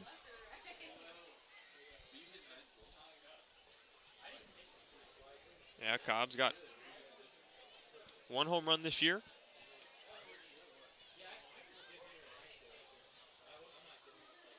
Two outs, runner on first. The 0-1 pitch from Clarkson to Cobb. We'll have to wait as he throws over, Boning back in time. Definitely concerned with Boning on the bases. A guy who does have the potential to steal. Stole yesterday against the Riptide. Yeah, Saints are running all over the base paths yesterday. The 0-1 jammed him, and Cobb looks like he broke his bat. He did, and now he's behind in the count, 0-2. Yeah, you can hear those. It's not necessarily a crack, but a snap off the bat. You know when you hear it. Looks down, sees the chip, grabs a new one. Clarkson looking for the strikeout and to get out of the inning. Top of the 6th, Saints trail 4-2. Had a 2-run inning in the 4th.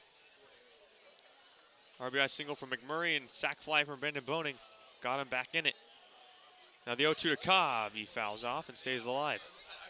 Cobb at an 0-2 count his last at bat. Ended up working it back for a walk, which loaded the bases for an eventual ground out from Bradshaw. Yeah, Cobb is the reason we have Clarkson in this game. Moderer got himself in a little bit of trouble in the top of the 4th, and Clarkson has come in since then. Another throw over. And we saw Clarkson come in to face Cobb in the situational lefty role, and he has not left since. Yep, Cobb was the first batter he faced in inning number 4. The 0-2 once more. Cobb out towards left. It's a bloop, but it's going to be right at Burton and left. He'll make the catch for out number 3. The Saints get another base runner, but fail to score. They still trail 4-2 as we go to the bottom of the 6th. You're listening to Saints Baseball on the Arroyo Seco Saints Radio Network.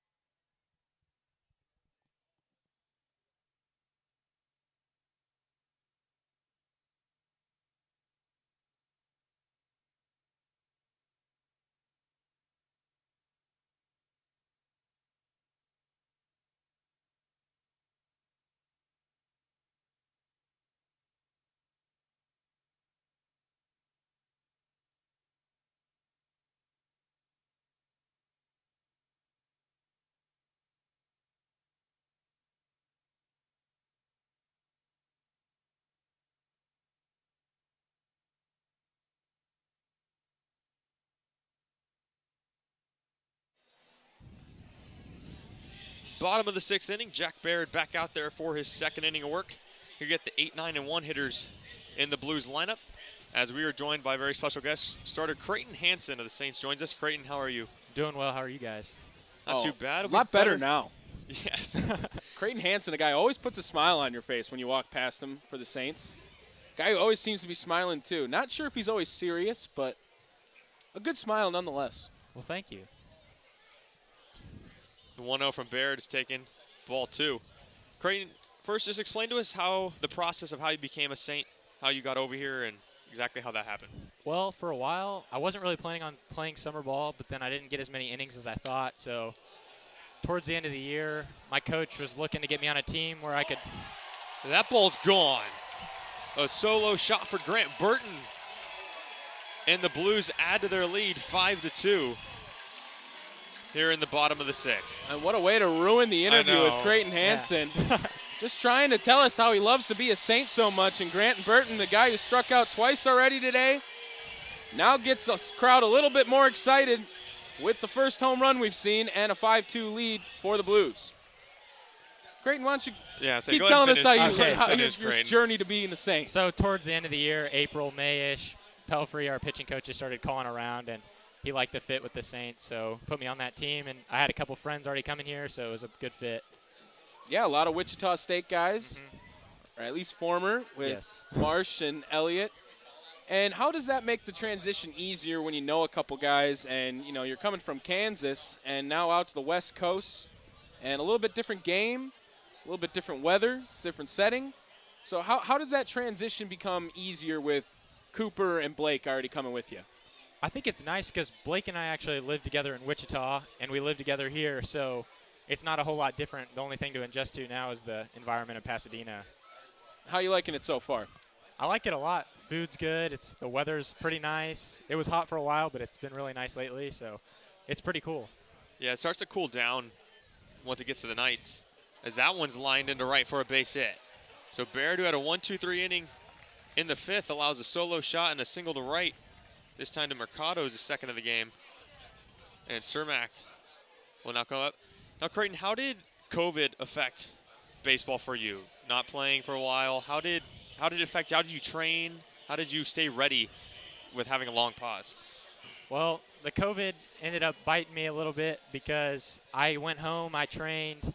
I was injured when we left school, and then I kept training, and I injured myself even worse, so I ended up having to get surgery during COVID, which was an interesting thing to try and schedule PT, but it ended up working out. I'm healthy now, so it ended up being fine, but it was a little bit of a hassle at the time. Obviously, big deal for everyone, but that was just my personal experience with it. That one's popped up. Looks playable for Lewis behind the plate, and he makes the catch. So big out there for Baird to get Cermak to pop out, and that's out number 1. Yeah, and you say we're injured. Looking healthy this summer so far. Off to a pretty good start. Kind of been flirting with that ace role for the Saints right now. And you got to start next game, right? Yes, Tuesday. Yeah, there you go. So what's your mindset when you're, you threw a bullpen today, I know, but kind of tell me how you lead up to your next start when you know you're the next game. You got a couple days off here, how much you approach those next couple days versus how you might approach a day where you come in to start. The next 2 days are all about recovery and preparing. I'm going to try and sleep as much as I can, try and eat well, and then Tuesday will just be go mode. I'll rev myself up a little bit, not too early, but at the right time. And that's always safe. A line shot to Cowley and a throw to first nearly doubles off Mercado. Try to do a little bit of broadcasting too. He was Yeah, scared to go take after over. it. I know. I thought he was out too. Take over for us. But Baird gets out number 2. You were explaining how your days go with starts. You're in go mode. What's your definition of go mode? How do you handle it on a start? Well, you say I'm a pretty smiley guy. I don't take a lot of things serious, but I won't be quite as talkative on those days. I'm not one of the guys that you just can't talk to and I'll get all angry, but I definitely am a little more locked in, a little quieter on those days so I can just try and quiet my thoughts a little bit. Austin Shell digs in now with 2 outs, runner on first. That one's in the dirt, and Mercado's going to take second. So, Creighton, I like to ask everyone this that we interview. Is there someone, whether growing up or even now, whether he's in the big leagues, say a family member or something, that you try to model your game after, that you try to base your game after? I'm not sure there's one specific guy that I model things after. I try and expose myself to as much information as I can. So there's some guys that I take bits and pieces from, but I honestly don't think I can give you an answer of one person that I really would say that I emulate. Got anyone that you enjoy watching a lot in the bigs now or anything else? I like watching TJ Anton a lot. I like watching Michael Lorenzen a lot. Those guys are both Reds. Just coincidence, not a Reds fan. Got it, Wow. got it. Wow. What is your team when you're a Kansas boy? Or you're Texas, right? Well, I'm a Texas boy. I'm Yeah. not a huge Rangers fan. I mean, I enjoy going to the games. I enjoy watching them, but they're not very good right now, so it's a little hard to cheer for them. And I don't really have a team anyways. There's pitchers I really enjoy watching, but there's not many teams that I'm just top to bottom root for. Fair enough. Jack Baird, 2-0 count. Now to Shell, moves to 3-0. 2 down. In the top, rather bottom of the 6th inning here with Creighton Hansen, the Wichita State pitcher. 1 run already in for the Blues. They now lead 5-2. Creighton, I have a fun question for you. As it looks like the Saints will just put on Shell after falling behind 3-0. Creighton, if there's one player on the Saints, position player on the Saints, that you 100% guarantee you just strike him out easy, who would you pick? That has no chance of touching you.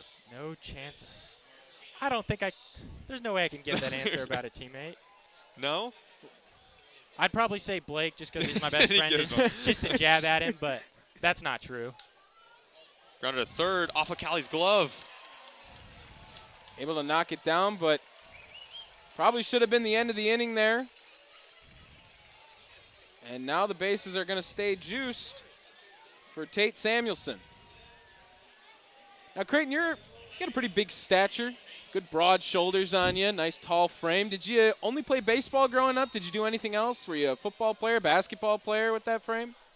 I played a little basketball back in middle school when I was a 5'5" small forward, but ever since I grew, I have not played anything but baseball. Nothing, just strictly to baseball? Just strictly baseball. And what age did you start playing like the travel ball and whatnot? I mean, we play in Dallas. It's all pretty serious whenever you start playing, but I would say the true traditional travel ball you're thinking of didn't really start till high school. Johan's in there for a strike 0-2. Now you're explaining, obviously, kind of what you do leading up to a start. Do you have any like superstitions, things that you have to eat a certain food on game day, anything in particular? Or? I'm not a superstitious guy. I'm very routine oriented, but that does not mean that I have a certain food that I have to eat or a specific thing that I have to wear. I just like to, I'm more of a time guy as opposed to an activity guy. Got it. Got to stay on top of things? Yes. Be very detail oriented on those days? Mm-hmm. Every day, but especially start days. Fair enough, fair enough. Bear looking for the strikeout. Just misses.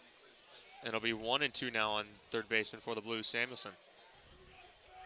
And how about the new guys that you met this summer? Who's some guys that, you know, summer ball, the great thing about it is you get all these cool new relationships that you get to make and friendships. That's ripped down the left field line, but foul. And friendships that you get to make in the summer. Who are some guys that maybe you think that you wouldn't really normally gel with that you can now find yourself talking to a lot and hanging out with? You get to hang out in the bullpen. The Saints bullpen always seems to be having a rowdy time. Who are some guys that you've really come to grow upon with this summer so far? I think we have a great team all around. I like almost everybody, and Tommy from Creighton, ironically, is one of the guys that I've really gotten to know well, and I like him a lot. And he wanted a shout-out, so here it is. Oh, fair enough, fair enough. Some other new guys, I like M.I. Tommy as well. We've had him on for an interview, or I have yes. at least. Really smart guy, makes me feel dumb. Which Way too smart. Way too smart. Not very common, but he does it, so kudos to him.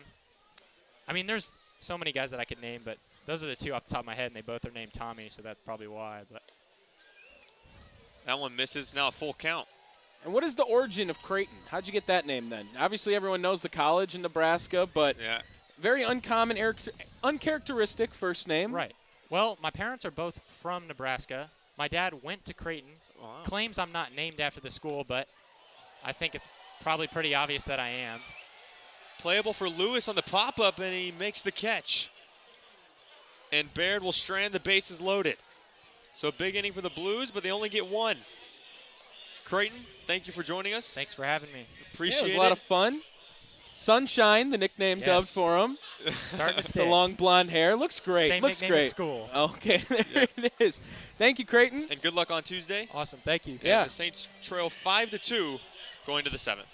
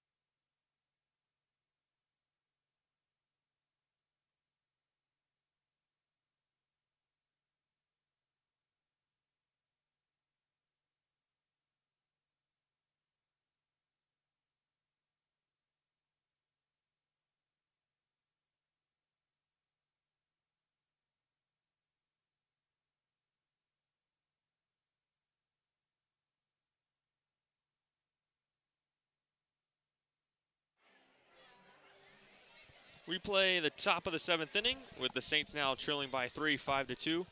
Another thank you to Creighton Hansen for joining us that last half inning. Always a good time. See him around all in the complex and walking around the field. Guy who always seems to be in a good mood. Very fun. And we're going to actually have a pitching change. Yeah, new pitcher for the Blues will be Cade Walker. Another lefty from Cuesta College. Like you said, them Blues. It ain't a coincidence that we've seen 2 lefties in a row now against this lineup, as it's the top of the order, Bradshaw. And the count is quickly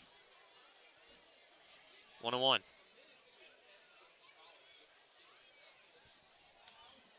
Bradshaw, ground out victim his last time up. Beautiful off-speed pitch there for strike 1 and 2 to Bradshaw. Yeah, Bradshaw grounded out with the bases loaded. He also doubled in the 3rd inning.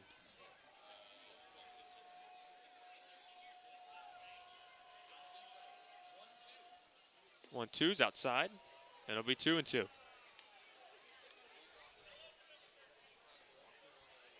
think it'll be important here. The Saints can get the leadoff guy on. Only one time in this one inning in this game have they gotten the leadoff guy. It was the Cowley's double that started the 2-run inning. And that one's to the backstop. And the count will be full now for Bradshaw. Bradshaw likes working the count.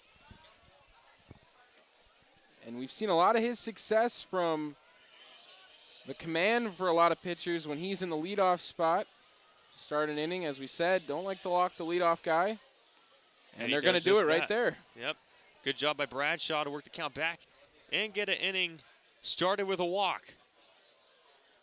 The Blues added one last half inning. The Saints trying to get it back. Here comes Cooper Elliott with Cowley, and the weight's on deck. And this is the part of the order you would like to see the leadoff man get on. And Cooper Elliott, Drew Cowley, and Peyton Lewis up are the next three guys. The guys the Saints want at the plate.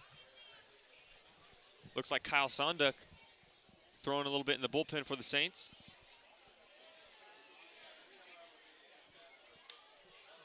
Elliott, first pitch swinging out to center. Back, Servac going to make the catch.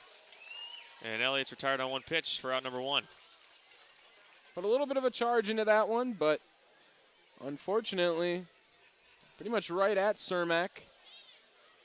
They've had that weird shift going on in the outfield where the center fielder kind of tends to play a little more towards the shortstop side of the field and leaves a huge gap between center and right field, which you would think would be beneficial to these lefties, but it's worked so far.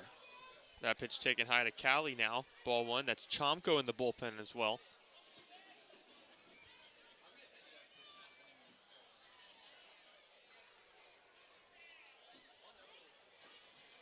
Cali popped out to the catchers last time, but a single and a double earlier in the game. The 1-0 taken outside, 2-0. Yeah, Cowley unfortunately popping up to the catcher last time up. Trying to do a lot at the plate when he just needs to let the bat do the work. 2-0 in the dirt. Good block by Shell behind the plate, and now it's 3-0, and Cade Walker in danger of walking his second man of the inning and getting the tying run at the plate for the Saints. And that would be huge with the strong part of their lineup. All guys who have homered this year. Peyton Lewis, well, rather not McMurray, but he put a charge into one that probably would have went out in a lot of parks, as there it is. The walk to Cowley. And now Peyton Lewis. The walk on 4 pitches to Cali. Didn't see a pitch that was even close. Like I said, Peyton Lewis has the power, has the pop to tie this game, and it's going to be quickly a mound visit here for Walker. They do have an arm thrown in the bullpen. Walker's only faced 3 hitters.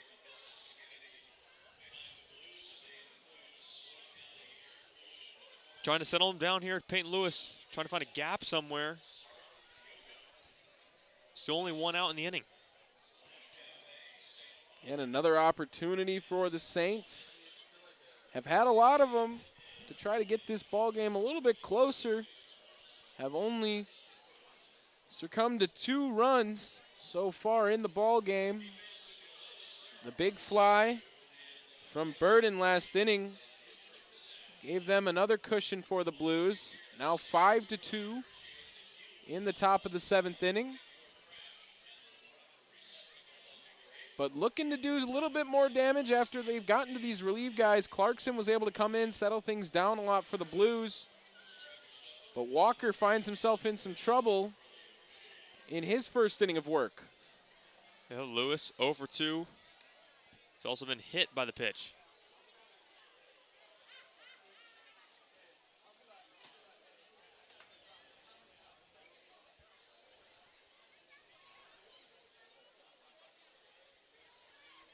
First pitch from Walker. Right there for a strike. 0-1 to Lewis. Big opportunity here for Lewis. For a guy who's had his ups and downs this season and would be getting right back on track with a hit right here. And that one's in there, and he's quickly behind 0-2 after taking 2 pitches right in the zone.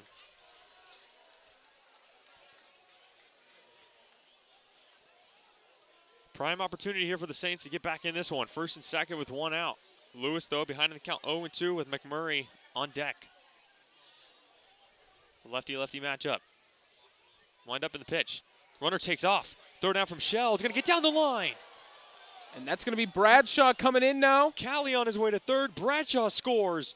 And the Saints, thanks to a throw in air by Shell, get that run back. Still with a runner on third and only 1 out. And a good tag team call there. We're both on top of it, helping each other out.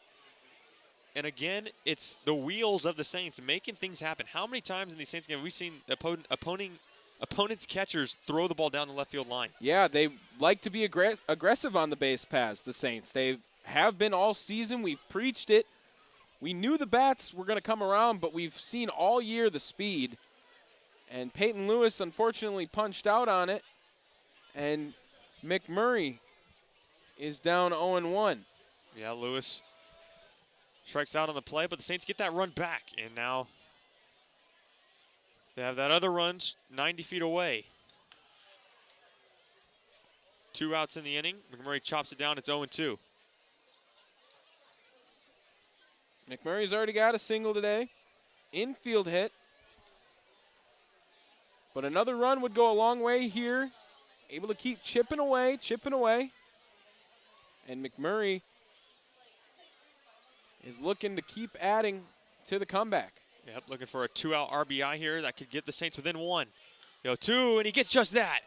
Laced into left field, an RBI single for McMurray, his second of the game. And the Saints have cut the lead to 5-4. Nice piece of hitting by McMurray. Has been the diamond in the rough this season, I would say, for the Saints right now. Guy that we said came late. We thought Blake Marsh was going to be that starter at first base most of the year, but McMurray, with a couple of starts, has really shown that he knows how to hit the baseball well. And drives in another one here, making it 4-5 now for the Blues. Here's Cowden. First pitch swinging. Comes up empty, 0-1. And this is a huge opportunity for Cowden to work through this slump that we've said he's been in all day. Has the single already on a bunt hit, but you know he wants to swing the bat. Yeah, and Cade Walker coming into this game showing he's hittable. Walking a few guys as well, so throw over McMurray's back. And a guy that could be frustrated. He's only any work. He's already allowed 2 runs. Tying run on first base. Yeah, McMurray, not a lot of speed at first. Right fielder Bologna playing directly behind second. The big Cowden can pull one down the line. Beautiful off-speed pitch there, and there for a strike. Cowden's behind 0-2. And Walker has been working that off-speed. I know he's given up 2 runs, but that curveball has been just about unhittable for these Saints bats this inning. That Burton home run last half inning, now the difference maker in this 5-4 ball game. Top of the 7th, 0-2 pitch. Outside, good eye by Cowden. It's 1-2.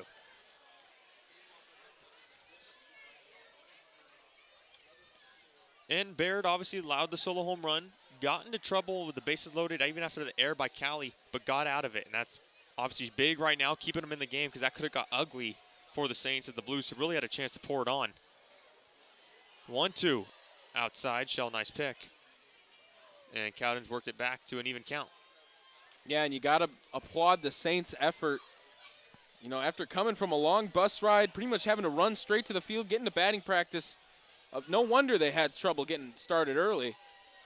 Just getting off a little bit of a jet lag, bus lag, if you would. And now really starting to come into fruition here. 2-2. Cowden is blooped. It's going to be a difficult play out for third, and it's going to get foul. Good effort by Samuelson. And Cowden nearly gets a bloop hit. Instead, he'll do it again at 2 balls and 2 strikes. Yeah, Samuelson, really good effort over there. But unfortunately, able to drop foul. Fortunately for the Saints and Josh Cowden, the milkman, he'll have another opportunity here with a 2-2 count. As we got the wave going here at San Luis Obispo Baseball Missed Stadium. the wave. Missed the wave. Yeah, I've not seen the wave in a while. Haven't seen that in a while. We're going to have a little meeting at the mound. Kind of hard to do the wave at Jackie Robinson Park. Yeah.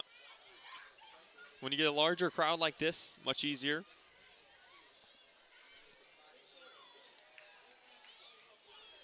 As Cowden's going to step in with the 2-2. 2 runs in the inning for the Saints. A throwing error by Shell on a double steal, and then an RBI single by McMurray. Cuts the lead to 5-4. 2-2 again to Cowden. And he got under it, fouled back. Good battle here by Cowden. And even that's got to be good news for him. Was not seeing the baseball very well, striking out a lot. Has limited them today, only the one, at least putting the ball in play. And looking to do some damage in the top of the 7th. That gap's still big between center and right field. That's where Cowden wants to put it. And he gets hit. That off-speed pitch that's been so good for Walker, as you said a few hitters ago, runs in and hits Cowden. And now the Saints first and second here with 2 outs, bringing up Burden. And that is the off-speed, so definitely not coming in as hot as the fastball would be. Cowden sees it coming right at him. Why would you get out of the way? Free on base right there. With 2 strikes on him, finds his way over to first base easily. And that's going to do it for Cade Walker. A pitching change for the Blues. New pitcher will come in to face Jack Burden as he has a chance to tie this game up with a base hit here in the top of the 7th.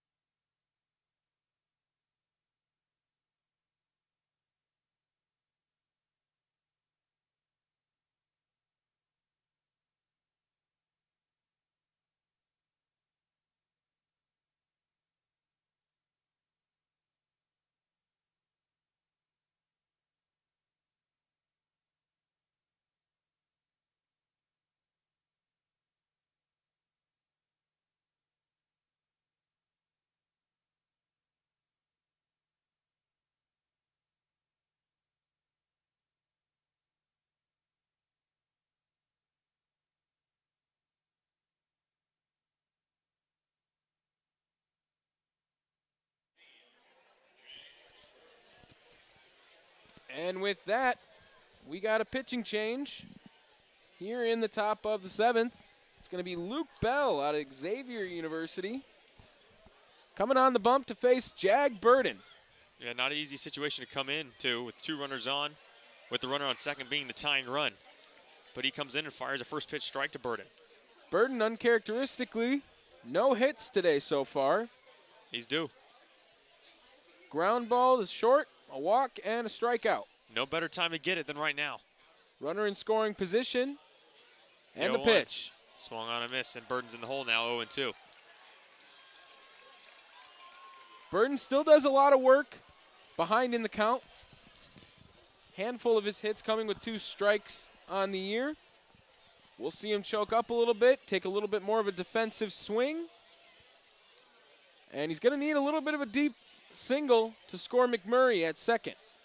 Yeah, in the CCL, we don't see a lot of mid-inning pitching changes. It worked for the Blues earlier in the 4th. Let's see if it can work out for him now as Luke Bell looks for the strikeout. Burden fouls that one off. They'll do it again in 0-2. Burden a big hole in between short and third, if he can find it. Like you said, obviously the outfielder's going to come up gunning. McMurray, wants to score on a hit. A gap shot, Cowden will be flying around the bases. And this is a guy that Aaron Milam's very happy is in these situations, even though he's the young freshman. 2 popped up, looks playable. Samuelson just in foul territory. He's under it and makes the catch. So a missed opportunity there for the Saints with 2 runners on, but they do strike for 2 runs in the 7th. It's now a one-run game. 5-4, the Blues lead the Saints as it's 7th inning stretch time here at San Luis Baseball Stadium.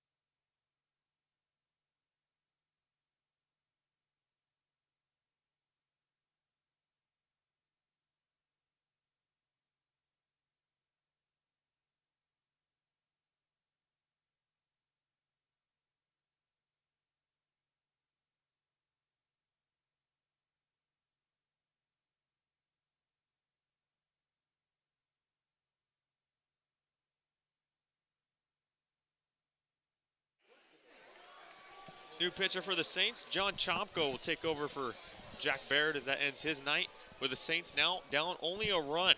So important inning here for John Chomko in the bottom of the 7th. So he'll get Vinny Bologna to lead things off for the Blues. 6, 7, and 8 due up. See if Chomko can have a shutdown inning and get those Saints back up to work. Yeah, Chomko out of UTSA. One of the couple of UTSA relievers manager Aaron Milan likes to go to. Of course, his teammate back at college, Kyle Sonduk. Both have been fantastic. Both have been very reliable for the Saints. And here in the bottom of the 7th, Aaron Milan gives Chomko the ball.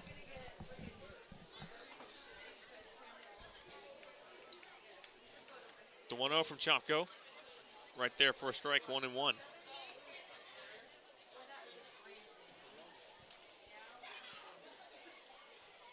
And Baird just giving up the home run. A little bit of a momentum killer, but went through 2 innings and did just fine after that. And did a great job working out of that bases-loaded jam. Obviously, the error on Cali at third, uncharacteristic of him. But Baird, like I said, bailed him out, got out of it. And it keeps the Saints within a run. It's 2-1 now from Chomko to Bologna. And that's low. And Chomko, guy, not that, he doesn't walk a lot of men behind in the count 3-1. Yeah, has been a big part of that very consistent bullpen for the Saints. 5 runs, even a lot for this team to allow. And that one's going to be popped up. Looks like Cali's calling boning off. And Callie will make the catch. And a good comeback pitch there from Chomko for out number 1. Yeah, you like to see that. The 3-1, able to work it back to an easy pop fly to the third baseman. And now 1 down in the bottom of the 7th. That brings up the second baseman, Kretschmar. It's 0 for 3.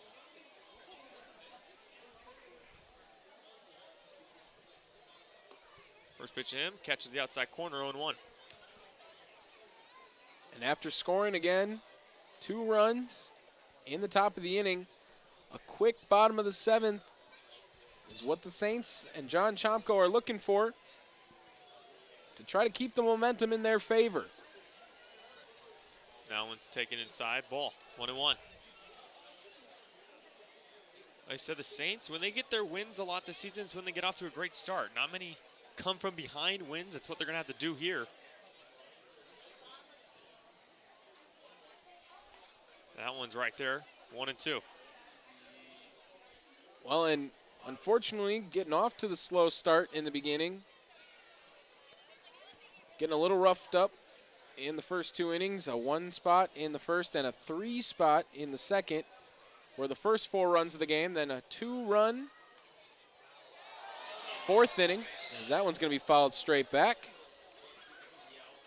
2 runs in the 4th, a home run in the 6th, and a 2-run spot for the Saints in the top of the 7th, and that finds us at 4-5 in favor of the San Luis Obispo Blues.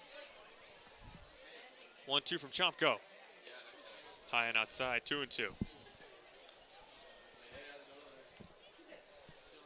Chomko's been one of my favorites to watch this year so far. Guy out of the bullpen, a lot of good arms out of the bullpen. I'm sure we'll see a lot of these guys pitching for their colleges with valuable times and clutch moments.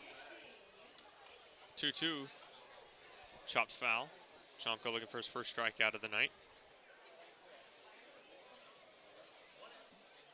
We mentioned his teammate Kyle Sondak. Creighton Hansen talking about one of the guys, Tommy Hannon, also been very valuable in the bullpen. A lot of guys you can go to if you're Aaron Milam, and that's usually a good problem.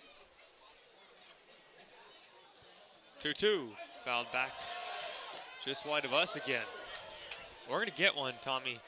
I want one. If it comes here, I'll dive. I will. Yeah. I'll go all out for it. I bet you will. I was an athlete back in high school. Absolutely. Was it baseball? Nope. Nope. What was it? I dabbled. Had a couple sports in there. Dabbled? Yeah. And that one's lined into center. So a great at bat by Kretschmar, and he gets his first hit of the game, a 1-out single. A good battle between Kretschmar and Chomko. Wanted to throw a strike, trying to get rid of him. And Kretschmar is able to hit that one into center. Not very hard, but falls on the grass, and it works just the same. That'll bring up Grant Burton, the man who hit a home run to lead off last inning off of Baird. And that solo home run's the difference maker right now in the 5-4 game. Time's going to be called. Not sure what for. Looks like he had to throw on a sliding mitt over at first base, Yeah. Kretschmar. Burton had 2 strikeouts, 1 swing and 1 looking before the home run. Could not touch Garnett. Baird was a different story. Pitch from Chomko, swung and fouled off, 0-1. Yeah, good bounce back after striking out your first 2 at-bats. Come back and hit a homer. They'll be happy with that day. A lot of guys now don't even really care about the strikeouts. They've realized, what's the difference between flying out, grounding out, striking out, if we're just trying to hit for the fences all the time. Yeah, that's what the game's come to. And that's what makes those average guys that hit for average so valuable.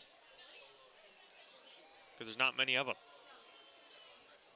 Pickoff attempt by Chomko at first. Kretschmar's back easily, but just keeping him honest. Have been able to hold the Blues on the base pass for most of the day. The 0-1 from Chomko. Taken high, 1-1. base running difference being a big reason why the Saints are still in this game. A lot of movement on the base pass. Of course, we had the steal attempt that Shell threw into the outfield that got us a run. The 1-1. Fouled off again, 1-2. See if Chomko, he could not put Kreshmar away. See if he can put Burton back to the dugout. And Mercado on deck.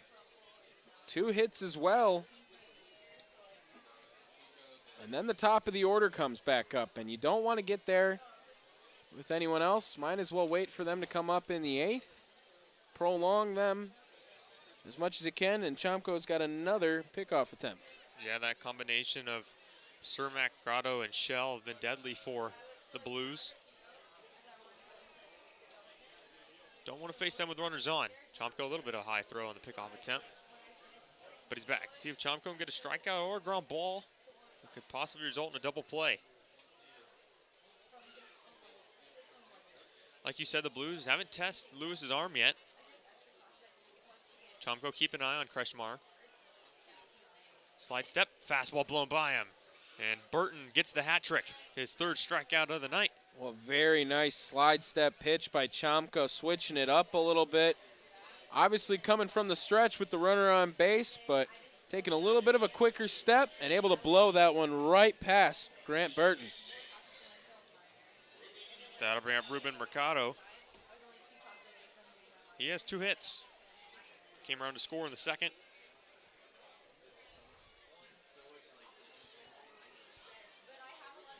First pitch fouls it off 0-1. Chomko's got 2 down now. Trying to work out of it. Gave up a single to Kreshmar. Outfield playing deep, no doubles. Nothing in the gap, wanting to score. Kreshmar has got a little bit of speed at I was first. about to say that Kreshmar, a gap shot could score him for first. Mercado fouls that off, and Chomko ahead, 0-2 now. And a big pitch coming up. 0-2 has not meant anything today. If you were a St. Louis Obispo Blue bat, done a lot of attacking. They've started the game very aggressive at the plate, and they have maintained it. Swinging a lot. Haven't gone down easily on strikes. Chomko misses with that one, 1-2. But ever since that 2nd inning, Saints pitchers able to settle down, relax a little bit, and just the lone home run by Grant Burton in the 6th inning, as you said earlier, is the difference maker. 1-2 from Chomko. Chopped down the 3rd base line, foul. Good job by Mercado to stay alive.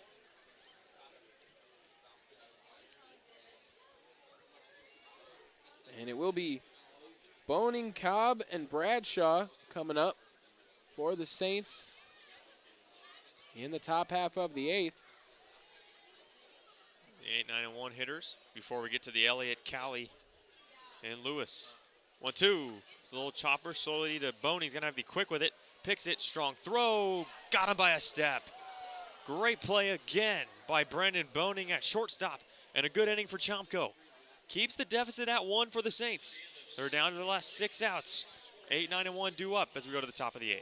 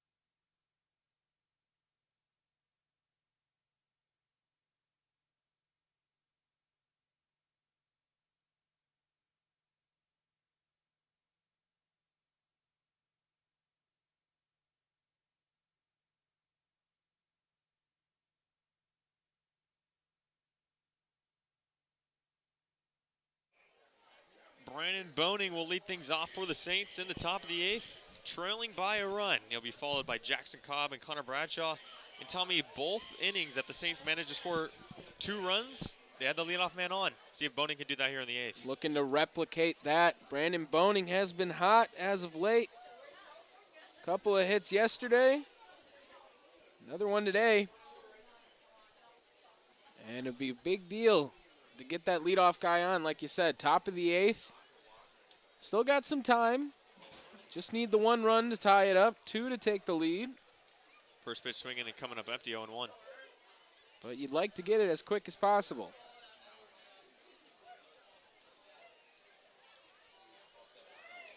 Turning into a really nice night for baseball. A little chilly, I guess, for California standards. Yes, it is. But I'm doing all right. Yeah? Got a little bit extra meat on to keep me warm. That's true. I got not a lot of meat. As Fair you can enough. see. Fair enough. The 1-1. Way outside, 2-1. Bell out for his second inning of work. Quickly down 2-1 to Boning. Yeah, Bell came in to face Burden and got him to pop up with first and second and 2 outs. 2-1, Boning late on the fastball. It's 2-2. Yeah, a little bit out in front of that one. Saw it was fastball, knew he had to keep up with it. But on the outside corner and you're early, you're going to be off by a while with it. Bell looking for the strikeout, the 2-2. He gets it, fastball.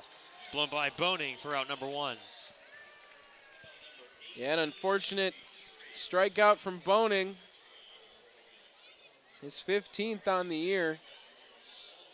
That'll bring up Cobb. And hopefully they can break that chain of getting the leadoff guy only resulting to their scores if Jackson Cobb can do something.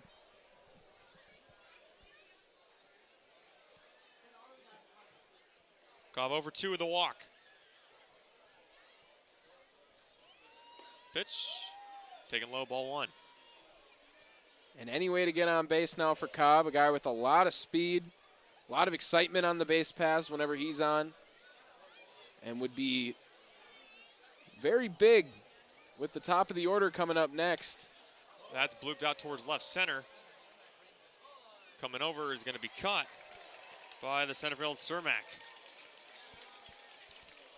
And quickly, Saints have 2 outs. Yeah, a little bit underneath it for Cobb. Right idea to go the other way with it. But just caught too much underneath the baseball. And now the Saints' leading home run guy comes up, Connor Bradshaw, representing the tying run. Yeah, Bradshaw obviously a threat to go yard. First pitch to him.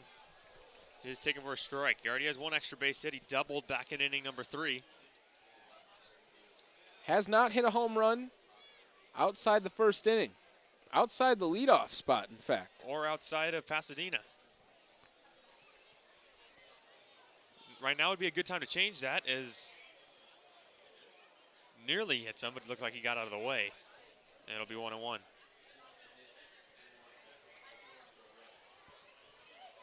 Looks like it must have skipped in there. Bradshaw able to bounce out of the way of it. 2 down in the top of the 8th. Connor Bradshaw stepping in with a 1-1. Cooper Elliott on deck. Bell winds and fires. Nope, he stops it. Bradshaw called time. 5 runs on 10 hits and 1 error for the Blues. 4 runs on 7 hits and 2 errors for the Saints. Yeah, and those errors have played a costly role. 1 in the second. 3 unearned runs for the Saints pitching staff. And it's the difference right now, 4-5 in the top of the 8th. Bell winds and fires again. Bradshaw swings and misses at a ball, looked outside. And now the count is even. Bell's been setting up that outside pitch very well since coming in. Looking for a 1-2-3 inning here in the 8th.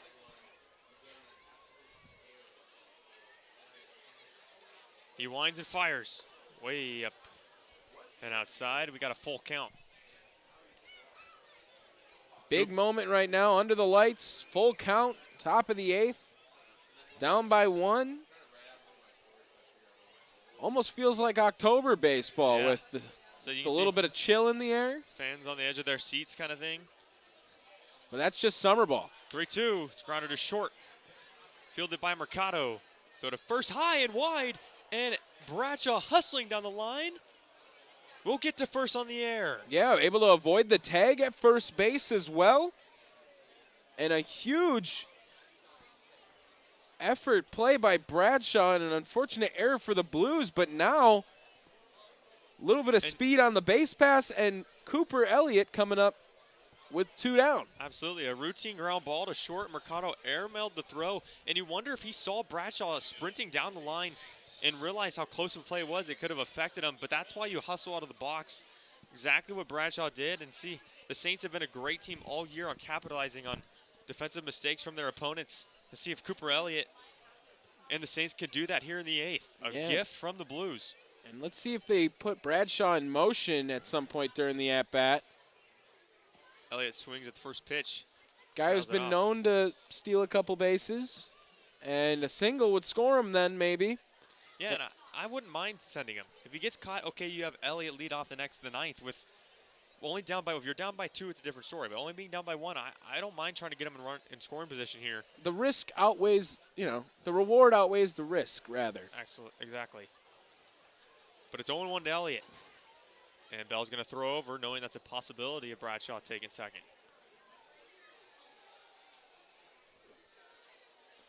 Cooper, unfortunately hitless today. Has reached on a walk, was picked off in the first inning, but has been hot for the Saints.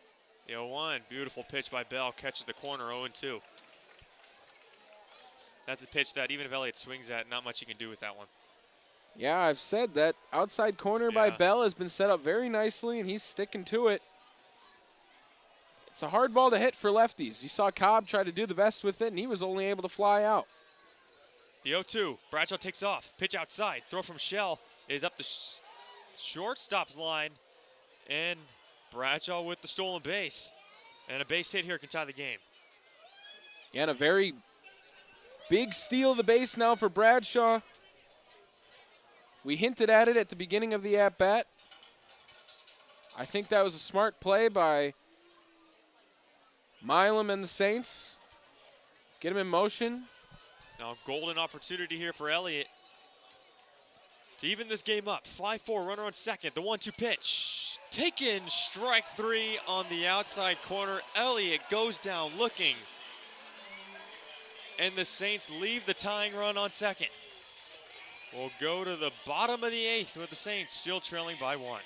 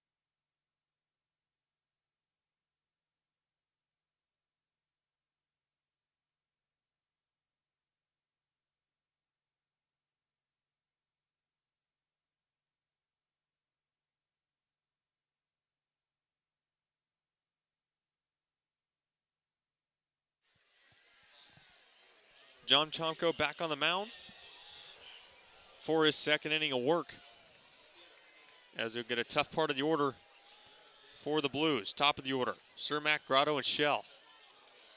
Chomko, now this is, I like to say, as, wow. Cermak crushed that, but pulled it well foul. Disappeared into the night. But well foul. Chomko, a guy who's used to being put in these situations for the Saints. Tough part of the order, but handled his own in his first inning of work. Looking to ride that momentum into his second. Yeah, and this is where I like to say most important part of the bullpen. I wouldn't say most important, but what doesn't get stressed enough as Chomko catches the outside corner there 0-2 is to hold the deficit at 1. Because Chomko gets lit up for 3 runs. Saints 4 runs, not as easy as 1 run. So important inning out here for Chomko to get a clean inning and keep the Saints within 1 run, within a chance to come back in this game. And a great part of the order to come up in the 9th for him with Cowley, Lewis, and McMurray being the for sure 3 guys that will come up. And if they want to at least tie this ball game, they'll have to get more up. Yep. The 1-2 from Chomko. That's popped up. Looks playable again for Lewis, and it will not be. And the fan dropped it. Could have been caught. Might have been a ricochet, actually. Someone might have got it from the bounce. Yeah, there's cheering going on. Judging by the reaction, at least. The man in the red sweatshirt should have caught it in his hands. Yeah. Shame on him. We're not all athletes, you know? Got to bring your glove. Got to bring your glove. Yeah. We're not all athletes out here. 1-2. That's taken high. 2-2.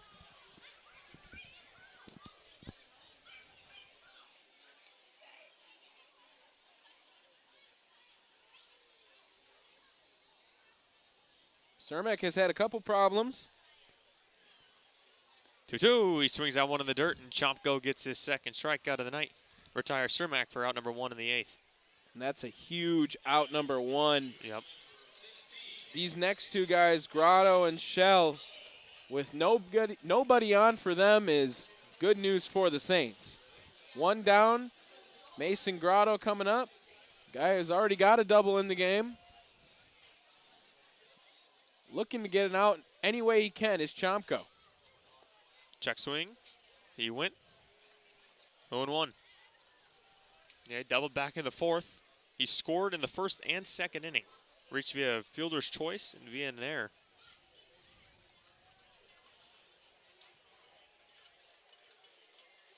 Yeah, and that fielder's choice was that heads-up play by Brandon Boning to throw it over to 3rd. Might have saved a run now. And the Blues are looking to add to their 1-run lead to get some insurance. That pitch is high, and it's 1-2. Yeah, and the error in the 2nd inning was the one by McMurray that eventually led to 3-run scoring in that inning. As we said, Tristan Garnett was good again. Ran into some tough luck. That one's in the dirt. Grotto doesn't chase. 4 innings of 1 earned run ball. You can't be too bad at yourself. No, and was he hit around a little bit more today than in his other 2 starts? Yeah. But like I said, he got out of the jams, and in the final 2 innings, he cruised by. Only walked 1 guy, too. Was throwing strikes. And the Blues came out firing in those first 2 innings as that one's fouled straight back. Came out firing. And a guy like Garnett, he likes to pound the zone. And rather than walking the guys, he just happened to be giving up a couple of base hits. 2-2. Grotto just getting a piece of it. Before his double in the 4th inning, Grotto was fouling off a lot of 2-strike pitches, and he got a hustle double. Remember, that was the one down the left field line that Burden a little slow going after, and Grotto got to 2nd. But Garnett worked out of it. 2-2. Struck him out looking. Back-to-back strikeouts for Chomko. Big strikeout there for Chomko, and that outside of the plate, not only has Bell established it, but looks like Chomko is trying to do the same as well. Good off speed. Might have been the changeup on the outside corner, able to ring up Grotto, and a huge out number 2. 2 outs now for Austin Shell. Shell's yet to be retired. He's been intentionally walked twice.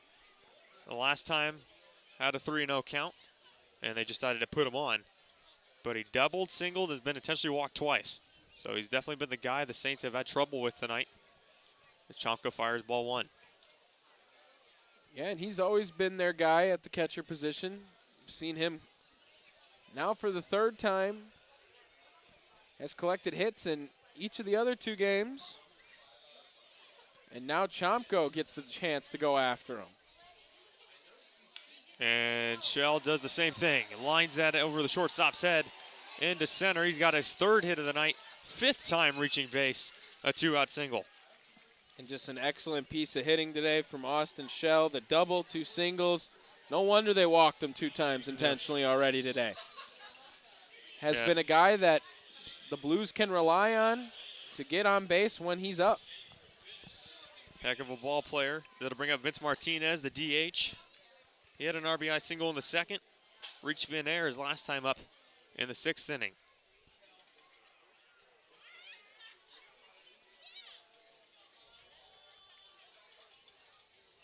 First pitch swung on a miss. 0-1. Martinez first start against the Saints. Collecting a hit today. Also reaching on an error. 0-1 to start him off in his 5th at-bat. Chomko throws over. Shell's back in time. And with 2 down here, not sure how much speed Shell really threatens with. But already being ahead of the batter, I want to keep that guy at first base. Doesn't have a big lead. Just attack the guy at the plate. Yeah, that is the catcher on base. And again, they have not tested Lewis's arm. Chomko ahead 0-2 now. A strike away of striking out the side. And getting the Saints to the 9th, only down a run. As you said, Cali, Lewis, McMurray due up. The main guys for the Saints. Chomko got to get him there first. The 0-2. And he strikes him out. Chomko strikes out the side. And we're going to the 9th. Saints down by 1, looking for the comeback. You're listening to Saints Baseball on the Arroyo Seco Saints Radio Network.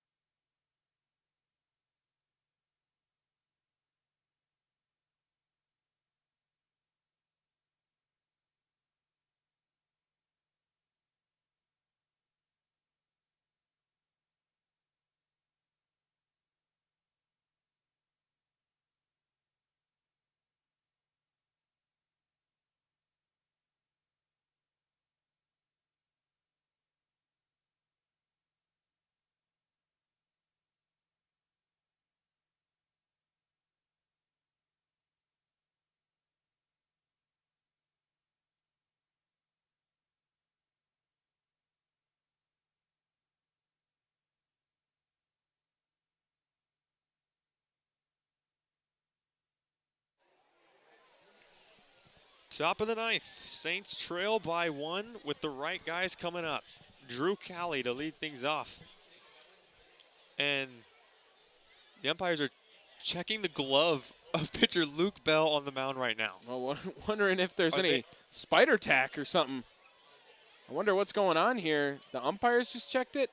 That wasn't. Was it initiated from the Saints dugout? Yeah, they just pointed that way. And they pointed something at the wrist of Bell. Yeah, haven't seen that in college ball, No. college summer ball yet.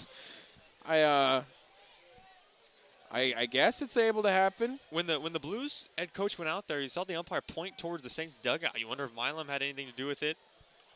Schmidt possibly, Josh Schmidt, pitching coach. Nonetheless, Luke Bell's all right. He's out there. We're counting now Milam talking to the umpires. Maybe just a little bit of a ploy. Not sure what they got going They're on. going to talk to Milam now. Nonetheless, the Saints looking for some fireworks of their own here in the ninth. Of course, fireworks will follow the end of the game for July 3rd. Great day for baseball, and Drew Cowley's going to start off the top of the ninth, down by 1 for the Arroyo Seco Saints. Callie just missed a homer earlier in the game by a couple feet. Ended up in a double and a run scored as he takes the first pitch for a ball. 1-0 to the Saints third baseman. And you've brought it up already today. Saints, when they've gotten the leadoff guy on, have scored in the 2 innings. And that's been the recipe for them. 1-1 now. Bell winds and fires. That looked outside, but he gets the call in the corner, and it's 1-2. That looked well outside. I think Cowley's going to shrug that one off. Little of a hometown discount call there. Caught me off guard. And the 1-2 now. And Callie chases the high fastball. He's out number 1 in the ninth. Yeah, unfortunately, had to protect. Saw a fastball he liked and can't hate him for swinging at it. And that's going to be Peyton Lewis now coming up with 1 down in the inning. Saints having trouble with Luke Bell. He came in, got burdened to pop out. And then the only man that's reaching its Bell was the air on Mercado. First pitch to Lewis. Signed by the ump there is, it's ruled a ball, it looks like. Yeah, the way he made the sign of like a foul ball. Almost. It didn't even get the bat off his No. shoulder, so I don't know where that was going to go, but Nonetheless, it is 1-0. 1-0 count. Bell, who's been dealing, fires, and that hit him, and that one hit the bat. Nope, it hit him. It hit him. It hit him. I don't know what the hands are doing right now. He And- kind of feels like Ricky Bobby, not Yeah. sure what to do with his hands at the moment, the And umpire. Luke Bell, the pitcher, and the head coach for the Blues not happy with that, thinking Lewis might have leaned into it. That's the second time Lewis has been hit in the game. And there's going to be a little bit of a conversation between Blues umpire Getting a little feisty here in the ninth. manager. Tensions flaring. Have a good game going right now, and now Milam's coming over to talk to someone. He's going to bring in a pinch runner, it looks like. It's going to be Jonah Sebring coming in for Peyton Lewis. Sebring has a lot of speed, Yep. runs hard, got the sliding mitt on, ready to go. So good job by Peyton Lewis. Like you said, we need to get base runners by any means. And maybe a more painful one than he would have liked, but he takes a pitch. And now the Saints have a runner on first, Sebring with McMurray. McMurray's got 2 singles, both driving in a run. Like I said, a gap shot here. Sebring will be flying around the bases. Right fielder playing way over. Yeah, they got a big shift on McMurray again. Center fielder playing towards the shortstop side. Big gap in between center and right we've seen all day. And a lot of room between the right fielder and the foul line as well. First pitch is outside, ball 1. A great guy to have at the plate. 2 hits already today. And a chance to do some damage with some speed on the base pass now. Cowden on deck. Sebring takes off. Ball's popped up. Sebring's going to have to go back. Grotto in foul territory. He's going to make the catch. No, he's off his glove. He dropped it. It's gone. That's going to Grotto save the drops Saints. It was a difficult play, but he camped under it, and it's off his glove. And Sebring gets back to first, and McMurray will get another chance. Might have lost it a little bit up in the night sky. Only a handful of lights. They do illuminate the field, but once the ball gets to a certain height, you lose it up there. How about the call of sending Sebring? Risky move, but only down one. Might as well. They want to win this game. I like it, yeah. So the count's 1-1 now to McMurray. Gets another chance thanks to the drop by Grotto. 1-1. Bell kicks and deals. That's low, 2-1. And moving the guys over 90 feet any way you can. A huge deal for the Saints. McMurray being patient, looking for something to hit, but understanding the situation right now, you got to go station to station. And this is where the moments these players want to be in. A ninth inning, down by one. Sebring does take off. McMurray fouls it off again. A good jump there by Sebring. Yeah, they got a little bit of a hit and run going on. 2 times now. Both times they sent Sebring. McMurray has been swinging away. Now McMurray's got to protect. It's 2-2. As I was saying, these are the moments these players want to be a part of. Find out who has that clutch gene. Who can come through when it matters most. McMurray trying to be that guy. Cowden on deck. Sebring on first with 1 out here in the 9th. Saints trailing by a run. Crowd into it. The pitch from Bell. Fouled off again by McMurray. Bell, as you talked about last inning, looking for that outside corner. McMurray just got a piece of that one. Yeah, he's able to locate it to the lefties. Faced a lot of them so far, but one of 2 righties in the lineup, Jake McMurray. Able to reach out there and stay alive. Pitches he's got to protect on. And a good battle so far between Bell and McMurray. Throw over to first. Sebring got to be careful, gets back in time.